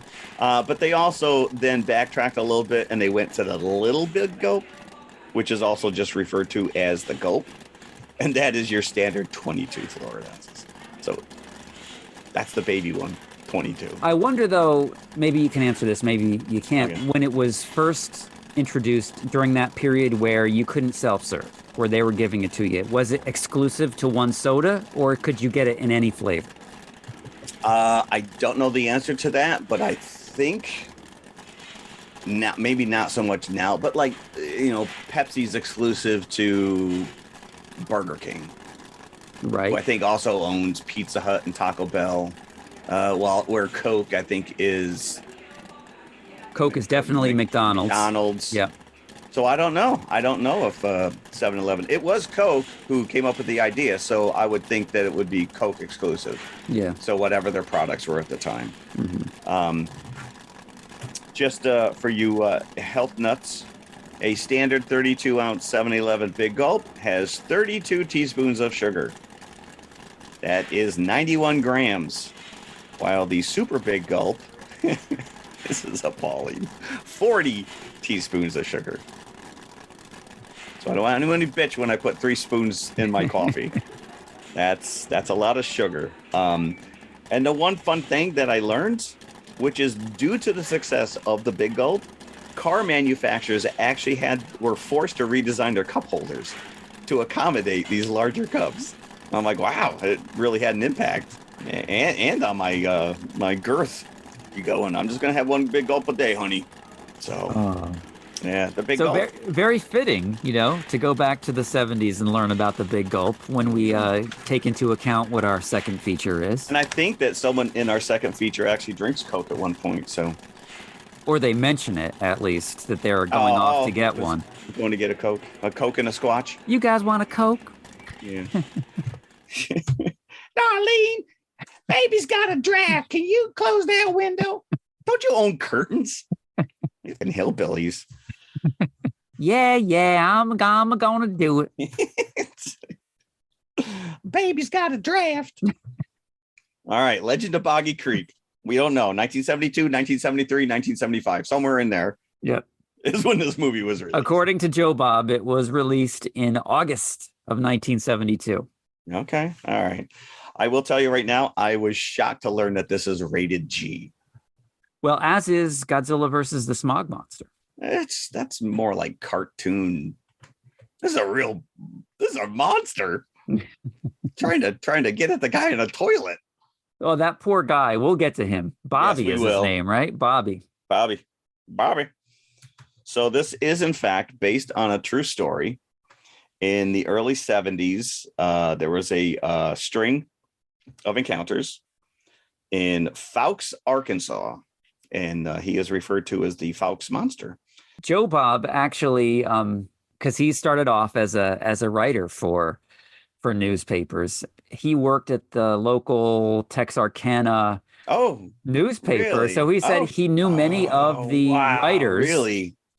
He said not that he ever wrote himself about the Fowkes Monster, but being early in his career in the early to mid 70s, he knew a lot of the writers that worked at the Texarkana Gazette, I think it was. And he said that they were not adverse to taking literary liberties. Yes. So are you telling me that some of these stories were embellished? They could have been fabricated. He didn't say one way or the other, but it's highly possible. Highly possible. Well, that's interesting because Fowkes is really at the southern end of Arkansas, like right there where Texas and kind of Louisiana. They actually show you a map at one point early on, because this is set up. We mentioned this earlier. This is really kind of shot as like a pseudo nature doc. And like you said, there's a lot of really lush shots of turtles on logs and swamps and sunsets that really kind of set the tone of where this is taking place. Now, how cleaned up is your Blu-ray? So my Blu-ray, a couple years ago, this is probably about 2 or 3 years ago now, the director's daughter, so the director is Charles B. Pierce, and his daughter got a hold of the original and they cleaned it up, and I bought it exclusively on Facebook, and it is pretty impressive. But they are now releasing a 4K, so I don't know how much cleaner that really is. I mean, this is all shot on film. There is a certain amount of grain that just doesn't go away. But like I said, I was watching on YouTube. There is a almost 2-hour special on this, and they go back to the well and re-interview people who are interviewed in this movie, and they show the original trailer, and the trailer looks like crap. The version that I have is from the company is called Cheesy Flicks. Cheesy Flicks, who put out the DVD. Now, apparently, it was considered to be in the public domain for many years until Pierce's daughter, as you say, acquired the rights to it. So all these nickel and dime companies put out versions of it. And my DVD, and I'm kind of thankful that it is this way, was terrible. The quality, I mean. So yeah, So it was almost as if I was watching it again on TV sure. as a kid. Now, this is a huge movie from my childhood because this Uh-huh. was on TV many times. And we were, obviously, this, we're steeped in Bigfoot lore in the 70s. You had In Search Of, you had all these documentaries that were out, and this was like the king of them all. Yeah.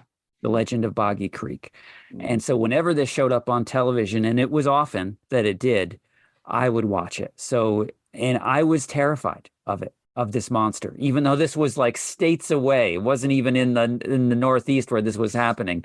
I was terrified of the Legend of Boggy Creek. Yeah, but I think you're right though, because it, in that time frame is when you started seeing that Patterson Gimlin footage of Bigfoot in the Pacific Northwest and Willow Creek. Yeah, I don't think I saw this in the theater, but I remember specifically I begged my dad. He took me to go see In Search of Bigfoot, which was probably just the TV show, Cut together. I'm sure there's more than one episode of In Search Of that was on Bigfoot. Same thing with In Search of Noah's Ark. And I remember walking out of the theater and he's like, "No, well, you thought it was, huh?" And I'm like, well, I was happy. I mean, they didn't find it, but I was fascinated with that stuff. I'd go to like a rummage sale and I'd find somebody little novel of Bigfoot books. Boom, I got to have them. Mm-hmm. So this, is right there. Like I said, I don't think I saw this in the theater. So it had to have been on television, but it doesn't matter. It doesn't matter that I was probably watching it on a little black and white 12-inch screen. It scared the crap out of me as well.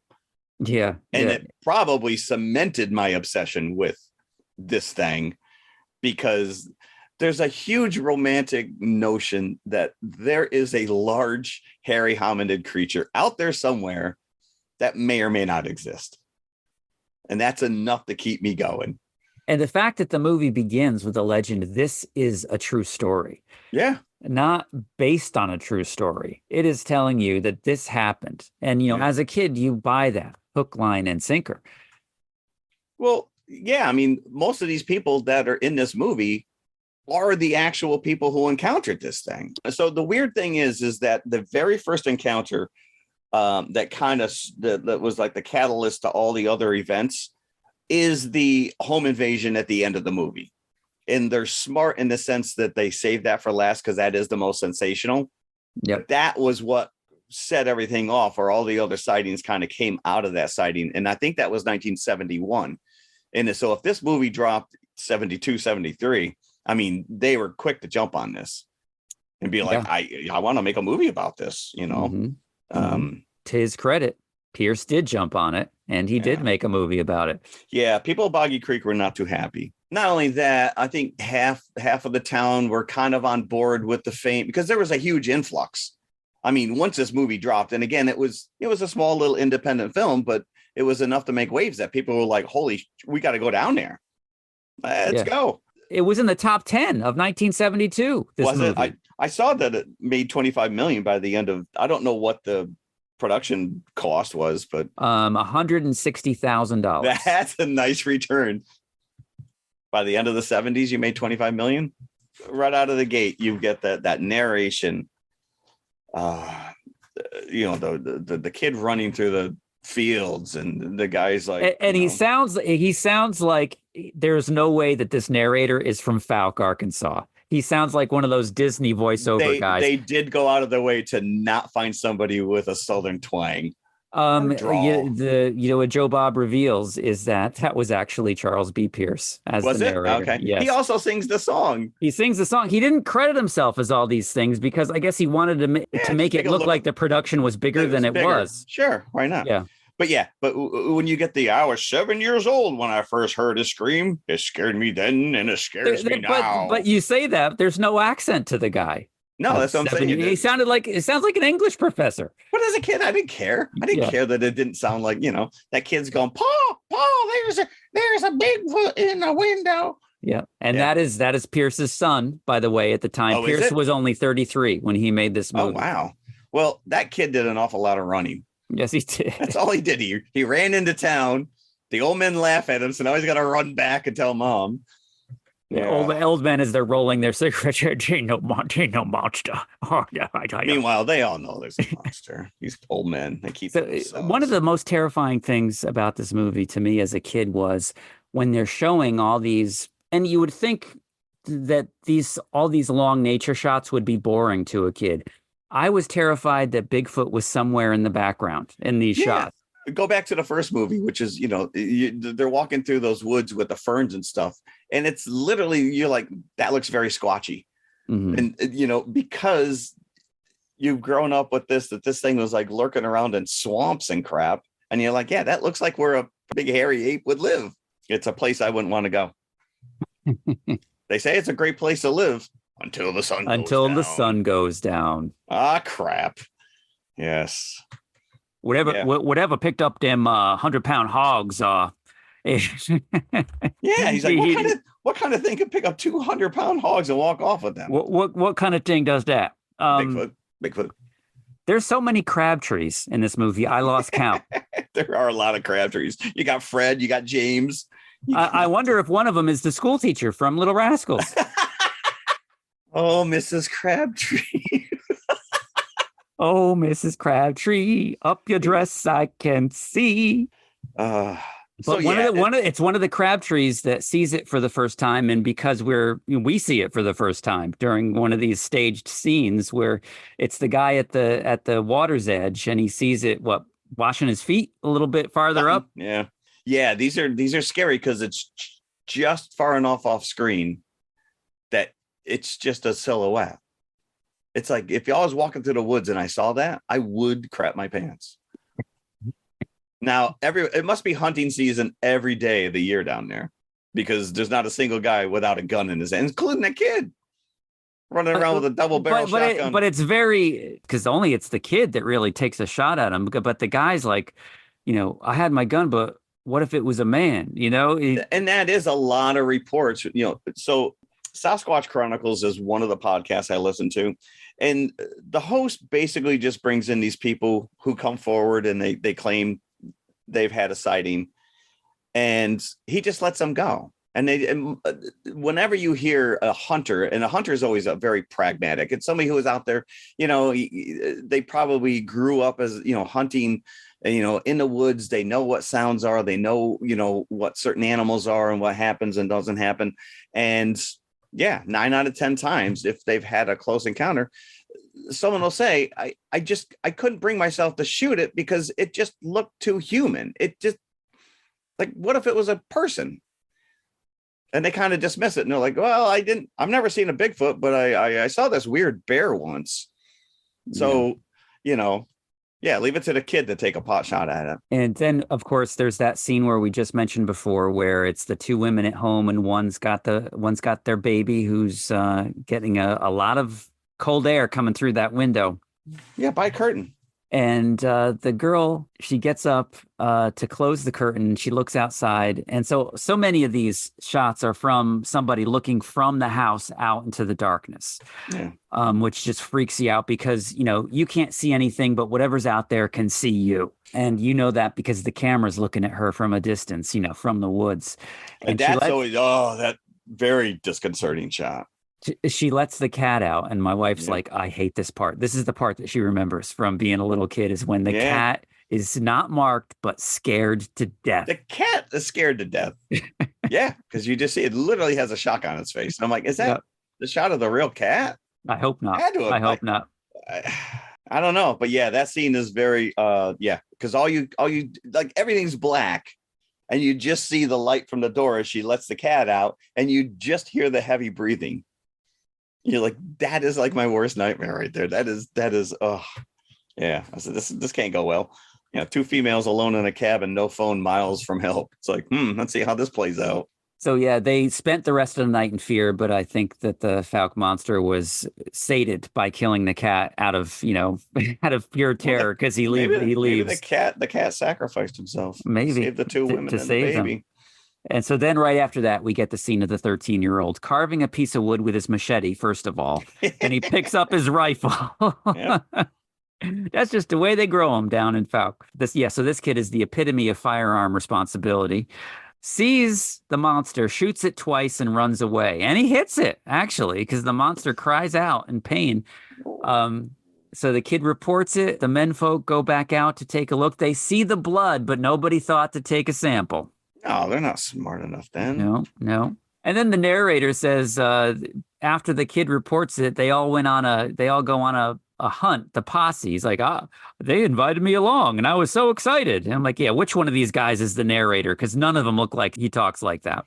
No, correct. The hunting dogs catch the scent, but they are too scared to go after it. That's a lot of reports as well, that dogs that are trained to track down large animals will cower in fear and run away from these things. Yeah. But he's not seen again in this area for 8 years. So I think which does feed into the idea that they are migratory or transient. Or after he got shot, he's like, no mas, I'm going back. Is true. Yeah, that is true. If I got shot at, I probably wouldn't come back either. Yeah. But we're told numerous times he always travels the creeks. I'm like, yeah, you told us. That's what you told us. That's the name of the movie, Boggy Creek. After we get that aborted hunt, the first song starts up, which is all about the creature. This is where the creature lives. I can hear his lonely cry. Have you ever, I know we've talked about Bigfoot before. Have you ever looked up Sierra sounds? No. You should. These are a series of audio recordings of reported Bigfoot chatter between the two of them. And it is very disconcerting. It is very unsettling because it is unlike anything you've ever heard in nature. And this was like in the Americas somewhere. And it's like, oh, okay. So when you think that, wow, there's actually a song in this movie, they double down and there's a second song. Travis gets his own song. You would think that the song is called something like Hey Travis Crabtree, because that's what they sing, but the actual song is called Where the Flowers Bloom, or Where the Flowers Don't Bloom, because that's a line from it. The movie just stops and suddenly focuses on this one guy who doesn't even see the Bigfoot. I'm like, why are you singing about him? And it goes on way too long. Yeah. Hey Travis Crabtree. But it would have been great if the camera pulls back and it's actually Bigfoot singing this song. Hey, Travis Crabtree. Wow. But this is the kid that goes out to visit the old man hermit. The old man hermit, who is the only one in the movie who doesn't believe in the existence of Sasquatch. I did like that they had to go out of the way to tell us Herb limps because he accidentally shot his foot once in a boating accident. I want to see that movie. What did he do? Did he shoot it through the foot into the boat? Shot off half of his foot, right? That's what they say. Yeah. But why are all the bottles tied to the tree? Is it just ornamental?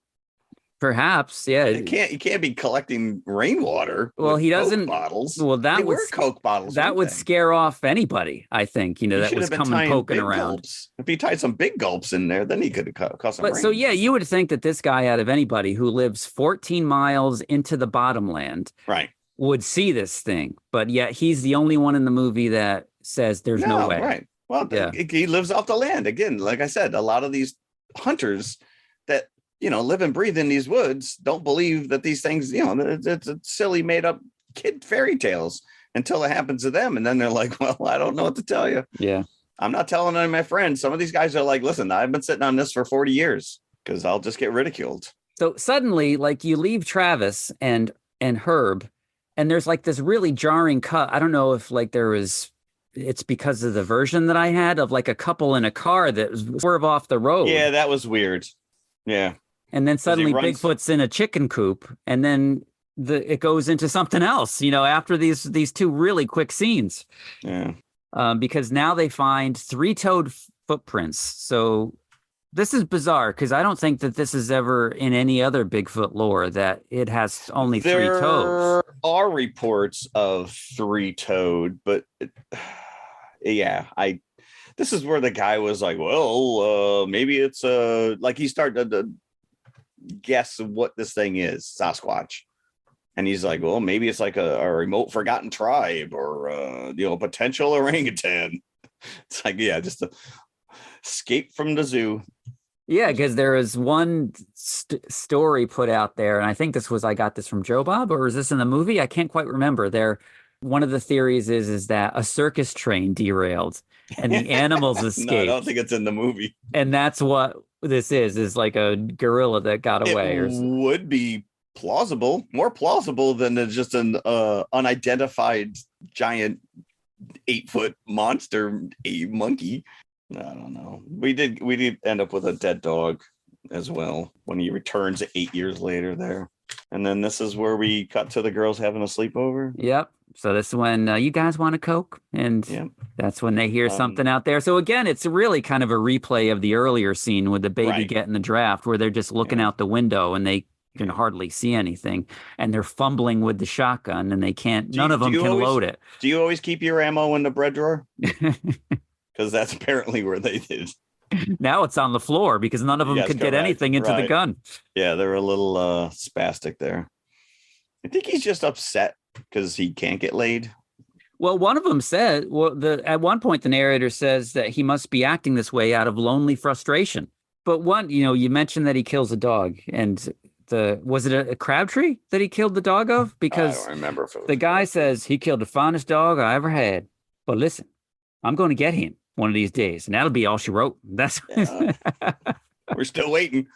Yeah, that's the thing, is this movie just seemed to be over way sooner than I wanted it to be, because now we're getting into the end, the extended ending, the two couples that rent a house, and of course the men go away and they work far into the night on some ranch somewhere. Yeah, well, just listen, the ladies can keep each other company. Yep. So they of course leave the women alone almost immediately.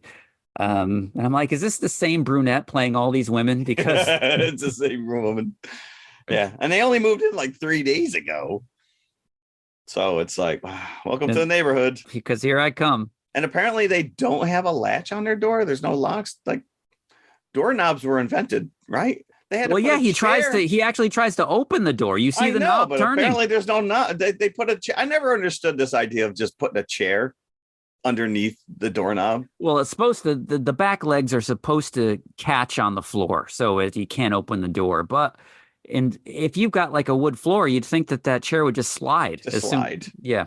Yeah, that wood did not look like it was buffed up, so probably would have caught pretty quick. So the men aren't convinced yet that they need to stay home at night from this incident. So cousin Bobby and then like his younger brother. I don't know. Now we got the Ford family because we got Bobby and Corky.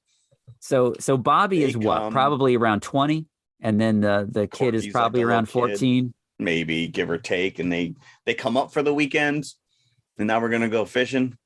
Yep. So they find another 3-toed footprint, and they actually show it more clearly now. So it looks like it's Big Bird that's actually stalking. I was gonna say, it looked more Big Bird. Meet my friend Snuffleupagus. It did look more like a handprint, but he's back. Yep. So this time it's Bobby sleeping on the couch and Corky sleeping on the floor. And they always sleep with all the lights on. Yeah. Listen, they can't even afford curtains. I don't know why they're paying that electric bill. And this thing wants Bobby in the worst way, because when they're all sitting around in the living room, there's a broken window and Bigfoot reaches in, tries to get Bobby. Then the sheriff comes and, it must have been a panther that reached in to try to grab you. Sheriff leaves. Bobby says, I got to go to the bathroom. And he sits down, drops trowel on the toilet, and Bigfoot tries to get him in there. I merged these two scenes together because the toilet scene is etched in my memory, and I always bring it up as like the most horrific moment in my childhood. But yeah, I think you're right, because I pictured the arm more clearly when he was in the bathroom, but you see it more clearly when he comes through the window than you do in the bathroom. Because the shot when he's on the couch is from inside the house, and the arm clearly reaches in to swipe him. Yeah. When he's on the toilet, the camera's outside the window, and you just see the shadow of the arm. So merge them together, and I always remembered it the other way, where the camera's inside, he's on the toilet, the window's behind him, and the arm comes in. It doesn't matter. It's still nightmare fuel. It's just because obviously, you are alone when you're in the bathroom. Yeah, nothing but you in the window. Yeah. Yeah. And the Febreze. And he was on there for a good 10 seconds. So he had quite the opportunity to get something going. Well, I'm pretty sure he eviscerated his bowels. He cleared them the minute that arm came through. He's like, boop. All right, I'm done. So the men are now shooting into the forest once Bobby comes running out of the bathroom. Yeah, why not? Well, he yells, "Who is it?" He ain't saying anything. Shoot him.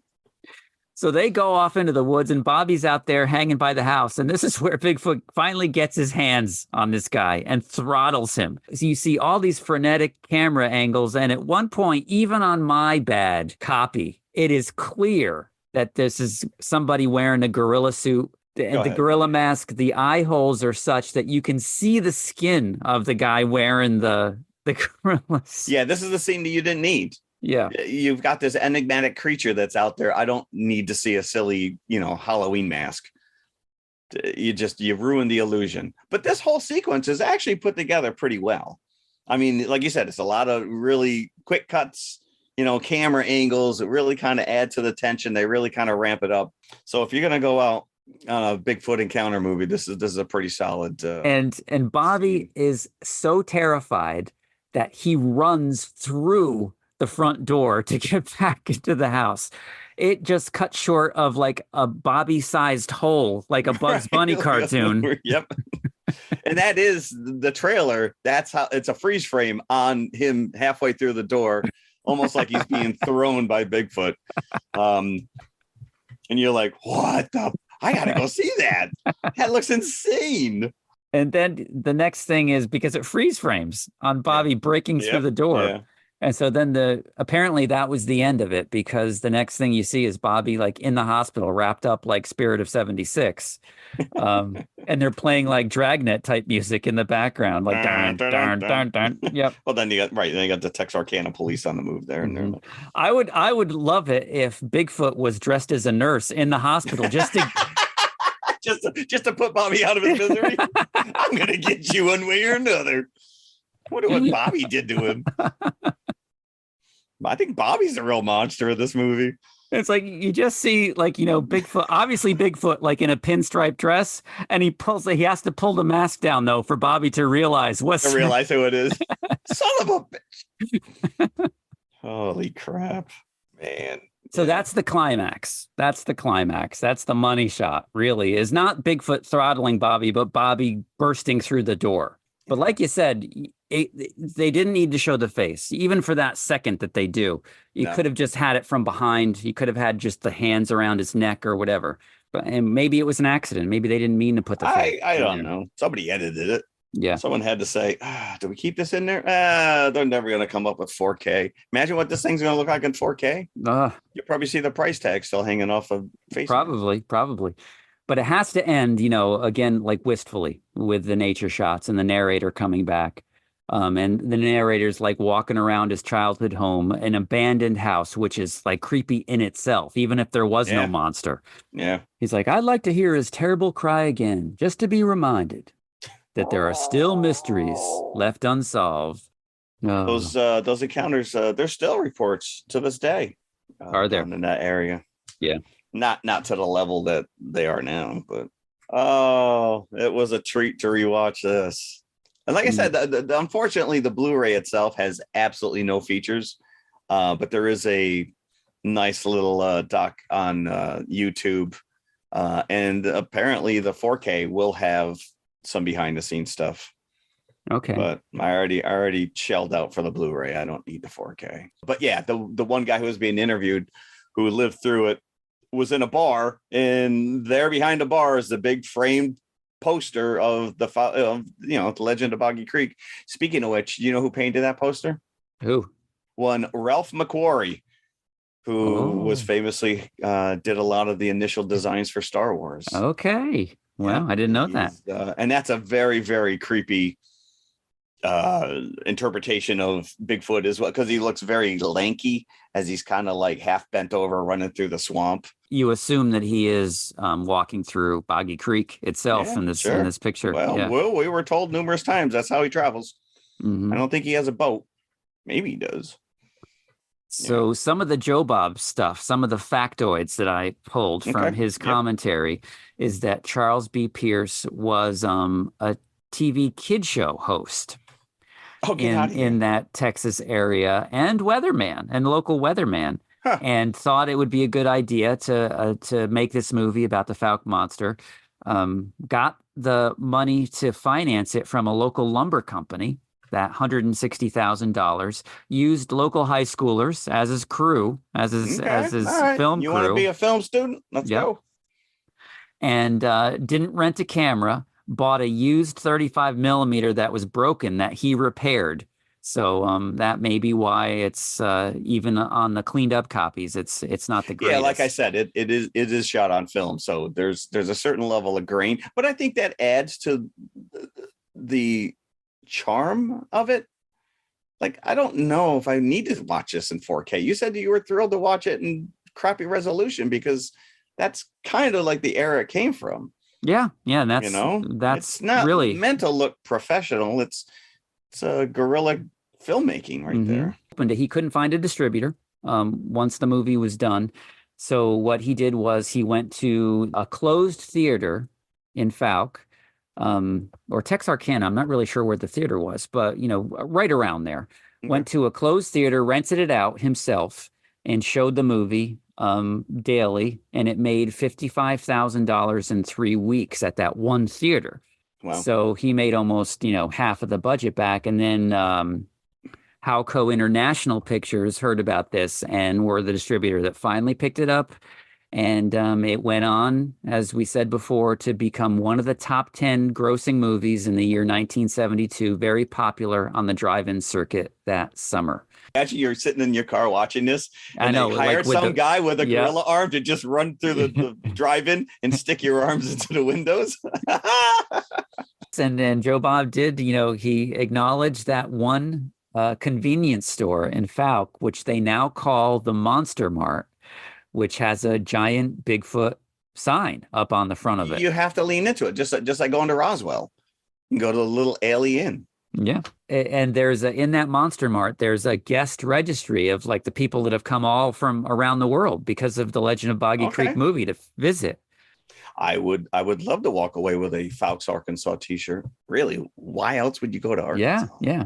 But this is funny. I'm going to share this from the Joe Bob thing, that Joe Bob has a theory on what the monster is. Okay. And he's like, this is my own theory. I've never seen anybody else put this out there in print or in interviews, but he's convinced that the Fouke monster is Herb Jones himself, the old man. That would actually make a lot of sense. That lives 14 miles in. Okay. First of all, again, he's the only one in the movie that says it doesn't exist. Yep. Because it's him. He's trying to throw, suspicion off himself. Only stalks young girls when the men are away. And he shot off half his foot, so he probably only has 3 toes. So holy crap, he's cracked it. Wow. But he's not profiting from it. So that's, he just could he write a book like OJ? Like, if I did it, maybe. I'm guessing that Herb is no longer with us. He looked like he had 1 foot in a grave then. Yes. Yeah. Although, sometimes those guys that live off the land, man, they don't know when to kick it. So that's wild. And Pierce went on to, this was not a one and done thing for him. He went on to direct other movies. He did a few Westerns. He also made The Town That Dreaded Sundown, which is a No terrifying way. movie. Yes. Oh, I remember just the movie poster of that. Yeah. The guy like in the burlap. Yeah, this is pre-Jason. This is pre-Jason and Friday the 13th. Because I remember my uncle let my cousin watch that movie at a very, very young age. And I do remember my parents being quite upset. And get this is probably the best thing I heard about this guy. But Pierce was also a writer. And one of his biggest credits, maybe his biggest credit as a writer, was co-writing the 4th Dirty Harry movie. We mentioned Clint Eastwood earlier. Oh, look at this tie-in. Was writing the 4th Dirty Harry movie, Sudden Impact. So he co-wrote it. So he very well could be credited with writing the line, "Go ahead, make my day." Charles, we hardly knew ye. I know, right? And now his daughter's doing everything in her power to milk this, but it's got a cult following. I'm sure there's many a person just like you and I who grew up, watching this between, closed hands, right between our fingers, going, ah. Oh, Bobby, why is he picking on you? Poor Bobby. Yeah. Bobby. I'll never get the sight of Bigfoot dressed in a nursing outfit, Yeah. trying to finally. Yeah, everybody else leaves the room except for the nurse, and he finally turns around and grabs him right by the throat. Just freeze frame. Yeah. I'm gonna go 3.25 on this. I think I would think that you would have been a lot higher. It's not great by any means, but it's just such a moment in my life that me too. Yeah, no, it's I don't know, maybe the friggin' Sasquatch Sunset ruined it all for me. Oh no. No. 3.25. I'll stick with my 3.25. I think that this is, some movies that you hold in such high regard from your childhood, you look at it today in the cold glaring light of 4K or whatever, just doesn't hold up. But this, I think, is eminently watchable to this day. I am tickled pink by all these local yokels in this movie. So many quotable lines. Yeah, the suit itself is hokey, but you just but again, expect no less. But you don't see anything beyond, like you said, that one last shot that kind of destroys the illusion. But the scene with the kid in the woods firing off on this shadow, like, that's horrific, and it's well done. It's atmosphere. You got he's just far enough in the distance that you're just seeing the shape. You're not seeing the face. It's very effective. Yeah, I'm gonna go four buckets on this. All right, rightfully so. So I love Joe Bob's idea that this is just Herb still out there. So but I want to just put an exclamation point on this whole Bigfoot conversation, because, like I said, both of these movies really kind of treat this as a very flesh and blood terrestrial creature. Yeah. But you listen to enough of these reports out there, and there does seem to be something else going on. And this is where I think you lose a lot of people, because it does kind of get into like the paranormal aspect of the fact that, the one thing that wasn't brought up in this movie, but was mentioned in the YouTube special I watched, one of these encounters, the girl claimed straight up that he had red glowing eyes. And when people report this, you're like eye shine. No. I'm telling you, like the eyes were glowing red. And even like some hunters will bring this up, and it's like, all right, well, that's very unnatural, because no animal has glowing eyes. You either have eye shine or you don't. And it's not, the guy's like, no, I know what eye shine looks like. It's like humans don't have eye shine.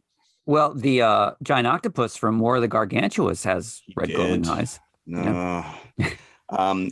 But there's a lot of theories out there as to what, like, is this like an ancestor of Gigantopithecus, which was, we actually have skeletons of this thing that was like a 8-9 foot tall hominid. Is it just an undiscovered hominid?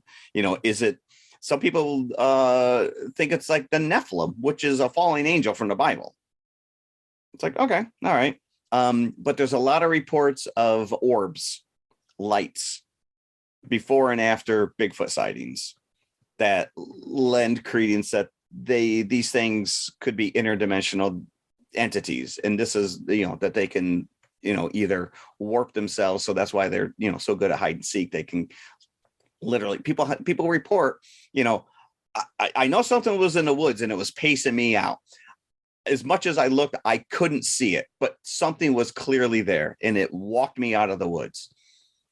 Or something threw a rock at me, but I turned around and there's nothing there. There's absolutely nothing there. Does he have like the cloaking of a predator? I don't know. And there's also talk of mind speak, that they can actually speak into your head. So he feasibly could have dressed up in a nurse's outfit and appeared in the hospital. Maybe. maybe he's right there right now. Yeah. So, but do you remember Finding Bigfoot? That was big a couple years ago. Yes. All right. Yeah. History Channel, Nature. I don't know what, Discover Channel. And that was a bit of a joke, but I always watched it. And Bobo, which is this big, huge doofus guy. And one of my favorite, they would go into like these little hot spots of people with sightings, and they'd have a town hall meeting and people would raise their hand and tell their story. And then they would go out and reenact the sightings or whatever. And Bobo once told a lady with a straight face, the fact that you didn't see a Bigfoot proves that it is a Bigfoot. I'm like, what kind of doublespeak is that? That's gotta be the dumbest thing I've ever heard. So yeah, there's, mock or make fun of, the fact that I believe that these things could be out there. I don't care. I think there's just enough of a mystery, and I love it. So do I want to see? You're really only going to prove it if you have a dead body. It's what it's going to come down to. Anything else is circumstantial. So there you go. Wow. Sasquatch Sunset. Yeah. It's a thing. It is. I think they missed a great opportunity to get Ray Davies to do the title song to the tune of Waterloo Sunset. Sasquatch Sunset, pooping and effing. I am in paradise. Can you rhyme fornication with? Yeah, there's a lot of fornicating. Fornication, Ranger Station. I think we're on copulate, defecate. Yeah.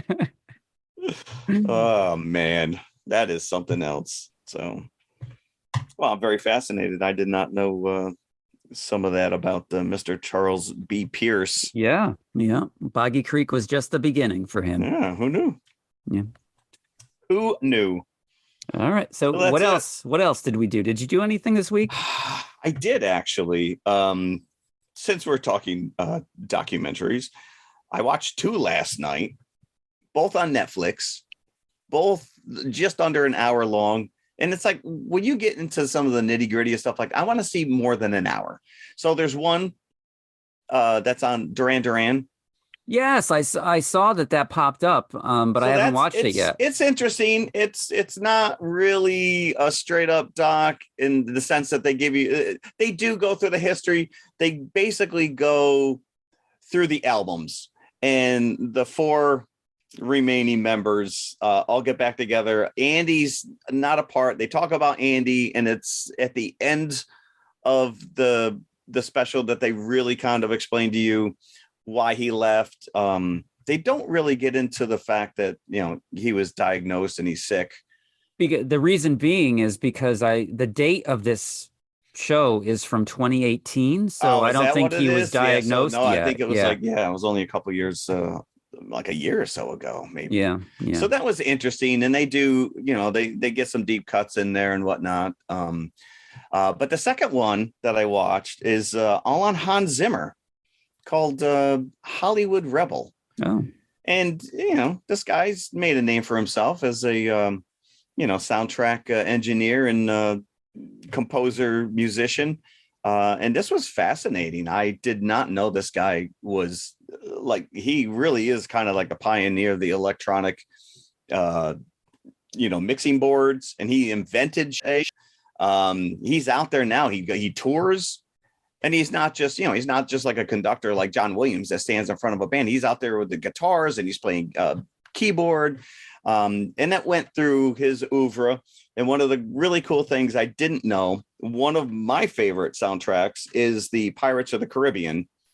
Okay. And from what I understand, the original composer was fired, and they brought in Zimmer, but they only had like 3 weeks to put together a soundtrack. And he wrote all the themes for the characters in one night. But he's really you hear the story of like John Williams trying to explain to Spielberg, all right, here's the theme for the shark. That's 2 notes. This guy has made his entire career using 2 notes to just create, but he's even like scoring nature docs now. He's like, I just want to keep, I don't give a shit. I won a couple. Because he just won the Academy Award for the soundtrack to Dune, which I lauded at the time. And it's just this guy just constantly changing stuff. He's always trying to try new stuff, and I just was absolutely fascinated. I did not know he was quite as prolific as they kind of showed. It was cool. I liked it. I wish it was longer. I gave another shot to a movie that I had written off when I was a teenager. So going back, yeah. So I am a bit of a zombie snob, as you know, from my constant attacks on the Zack Snyder Dawn of the Dead. The running zombies, didn't do it for me.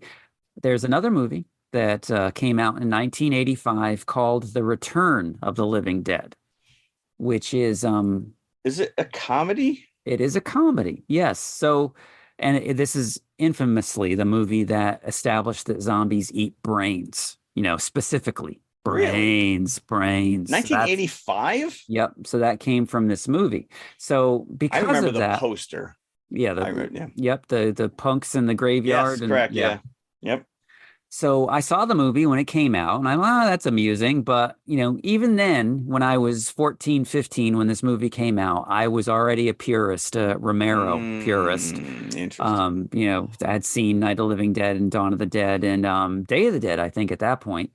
Many times, and I was like, this is cutting too fast and loose with the whole zombie lore. Okay. They're talking, they're running, they're eating brains. I'm gonna have none of it. So I don't know. I happened to read something about it the other day.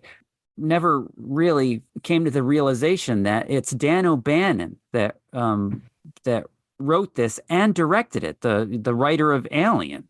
Right. One of his only directing credits. And so it was from a story that was originally written by John Russo, and it was initially meant to be a straight sequel to Night of the Living Dead. So when Romero and Russo, who both wrote and worked on Night of the Living Dead together, they kind of separated. They were in business together in the whatever the production company was. Okay. And they split legally, and Russo took the rights to the name Living Dead. So Romero, whatever he did from that point on, could not use Living Dead in the titles of his movies. So that's why everything became Dawn of the Dead, Day of the Dead. All right. So Russo wrote a book called Return of the Living Dead, which was pretty much a straight sequel, not a comedy, to Night of the Living Dead, and was trying to make a movie out of it. And it finally made its way to Dan O'Bannon. So the story was already written, but he's like, if we're going to do this, and we need to separate ourselves from Romero since he's so well known in the genre. So that's where he took the comedic route and made his zombies different. They're going to eat brains. They're going to talk. So it's going to be more of a ridiculous kind of a thing. With that in mind, I watched it again. And I actually enjoyed it. You were pleasantly surprised? I overcame the stigma that I had built up around this movie. Zack Snyder's on the phone right now, and he wants you to reassess his... I would never. The reason being is because he took something that is so close to me, that Dawn of the Dead, and befouled it. Zack Snyder.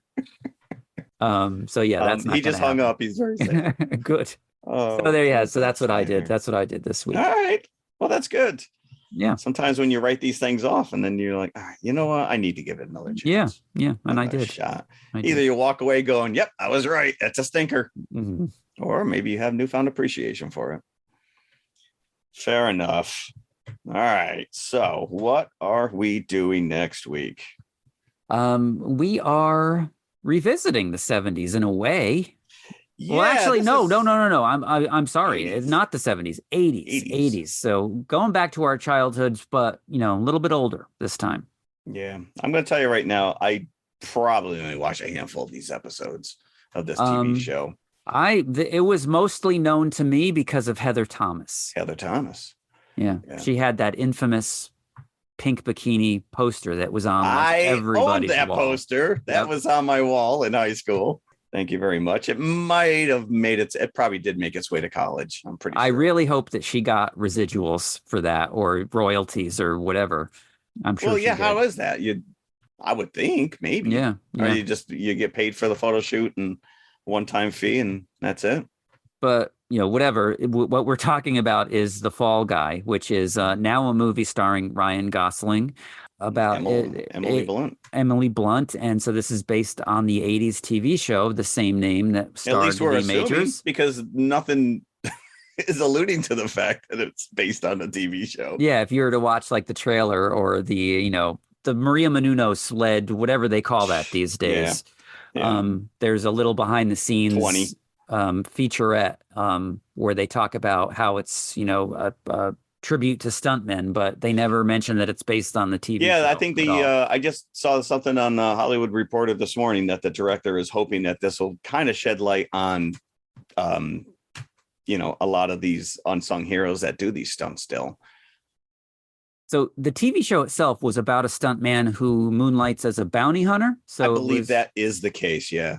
So nice big pickup truck and Lee Majors, right? Yeah, Lee Majors. Yeah, Lee Majors. So I'm wondering if that's the case here. Oh no, Adrian Zemed was TJ Hooker. He was TJ Hooker. There was a guy, I forget what his name was, that was kind of like the secondary character. Like a sidekick. Yeah, but I don't remember what his name was. All right, we'll have to do our homework beforehand. But this looks like fun. This looks like I think I'm actually have convinced my wife to come see this with me. And of course, her biggest concern is it opening weekend? I'm like, I'll make sure you get an end aisle seat. Just like on the plane. You want the window seat? You got it, honey. But the big question is, are we going to see an Emily Blunt poster now? This is why that would be interesting. I think that's pretty misogynistic nowadays. I don't know if people want to really lean into that. And we're going to pair this up with another movie making film called The Big Picture. From, I believe that's 1989. Okay. Kevin Bacon. Yeah. As a budding young film student who wins a prestigious award and thinks he's going to walk right into Hollywood and make the big blockbuster movie. And I think that doesn't happen. I don't know if I've ever seen this actually, so I'll have to, watch it to be reminded to see if I know it. Gotcha. I did watch the trailer last night. It is available for rent on Amazon, and it's exactly what I remember. Martin Short is in it as an over-the-top agent, and he's uncredited. Yeah, there's a lot of cameos in here, and it's a very kind of behind Hollywood's, a little sneak peek at how things are made or not made. Okay. And some of the concessions you have to make in life in order to get what you want. Speaking of concessions, I'm going to have to come up with something to match these two things. Well, you got The Fall Guy and you got The Big Picture. Have at it. All right. Okay. All right. Maybe it'll be like the fake glass that stuntmen use to bash over each other's head. Yeah. Candy glass. Candy glass. Yeah, I think that's what they call it. You can just eat a bottle. Yeah. All right. Well, I am thrilled that we were able to talk Bigfoot here. Yes. And get my nerd on a bit. And hopefully you enjoyed it. If not, come back next week. Maybe you will. I have no idea. Getting squatchy in here. Let me get out. So we'll see you next time. You got it. All right. Bye. Bye. If you like what you just heard, be sure to follow TMI Confessionals of the Nerd Kind on Apple Podcasts, iHeartRadio, Amazon Music, Spotify, or whatever you listen to your podcasts on. Also, be sure to email us at tmipodcast2018@gmail.com. You can also follow us on all of our socials. We're on Instagram, X, Facebook, Threads. Just go to tmiconfessionalspodcast.com. All of our links are there. And leave us a 5-star review. See you at the concession stand. It's like a little dinner bell instead of the Liberty Bell in Philadelphia. It's like a little red rocket. Ding.